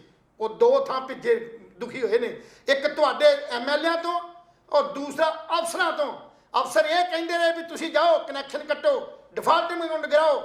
ਜੇ ਜੇਈ ਡਿਫਾਲਟਿੰਗ ਅਮਾਊਂਟ ਨਹੀਂ ਗਿਰਾਏਗਾ, ਉਹਦੀ ਜਿਹੜੀ ਕਿਊਆਰ ਉਹ ਖਰਾਬ ਕਰ ਦਿੱਤੀ ਜਾਏਗੀ। ਔਰ ਦੂਸਰੇ ਪਾਸੇ ਤੁਹਾਡੇ ਐਮਐਲਏ ਜੇਈ ਦੇ ਵਾਲਾਂ ਨੂੰ ਪੈਂਦੇ ਰਹੇ ਨੇ, ਪੱਗ ਨੂੰ ਪੈਂਦੇ ਰਹੇ ਨੇ, ਗਾਲਾਂ ਕੱਢਦੇ ਰਹੇ ਨੇ। ਪਿੰਡਾਂ 'ਚ ਜਦੋਂ ਉਹ ਮੀਟਰ ਦੀ ਗੱਲ ਕਰਨ ਜਾਂਦੇ ਰਹੇ ਨੇ, ਧੱਕੇ ਮਾਰਦੇ ਰਹੇ ਨੇ। ਸੋ ਅੱਜ ਤੁਸੀਂ ਕਿਸ ਮੂੰਹ ਨਾਲ ਕਹਿਤਾ? ਸੋ ਕਹਿਣ ਦਾ ਭਾਵ, ਸਰਕਾਰ ਜੀ ਹਰ ਫੈਸਲਾ ਕਰਨ ਤੋਂ ਪਹਿਲਾਂ 50 ਵਾਰ ਆਪਣੇ ਸਲਾਹਕਾਰਾਂ ਕੋਲ ਸਲਾਹ ਲੈ ਲਿਆ ਕਰੋ। ਆਰਥਿਕ ਸਲਾਹਕਾਰ ਵੀ ਨੇ, ਪ੍ਰਸ਼ਾਸਨਿਕ ਸਲਾਹਕਾਰ ਵੀ ਨੇ, ਬਿਜਲੀ ਬੋਰਡ ਦੇ ਬਹੁਤ ਵੱਡੇ ਸਲਾਹਕਾਰ ਨੇ, ਹੋਰਨਾਂ ਮਹਿਕਮਿਆਂ 'ਚ ਵੀ ਬੜੇ ਵੱਡੇ ਸਲਾਹਕਾਰ ਨੇ। ਉਹਨਾਂ ਦੀ ਸਲਾਹ ਲੈ ਕੇ ਤੇ ਫਿਰ ਤੁਸੀਂ ਕੋਈ ਫੈਸਲਾ ਲਿਆ ਕਰੋ। ਫੈਸਲਾ ਪੰਜਾਬ ਦੇ ਹੱਕ 'ਚ, ਪੰਜਾਬ ਦੀ ਧਰਤੀ ਤੇ ਸਰ ਜ਼ਮੀਨ ਦੇ ਉੱਤੇ।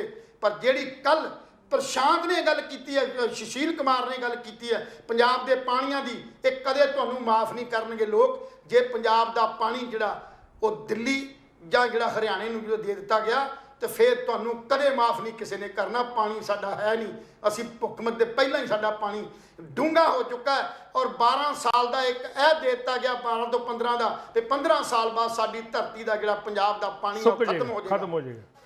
ਜੀ ਲਹਿਲ ਸਾਹਿਬ, ਦੋਸਤੋ ਅੱਜ ਦੀਆਂ ਕੁਝ ਤਾਜ਼ਾ ਅਪਡੇਟਸ ਮੈਂ ਦੇ ਦਿਆਂ, ਉਸ ਤੋਂ ਬਾਅਦ ਸਮਾਪਤੀ ਕਰਾਂਗੇ।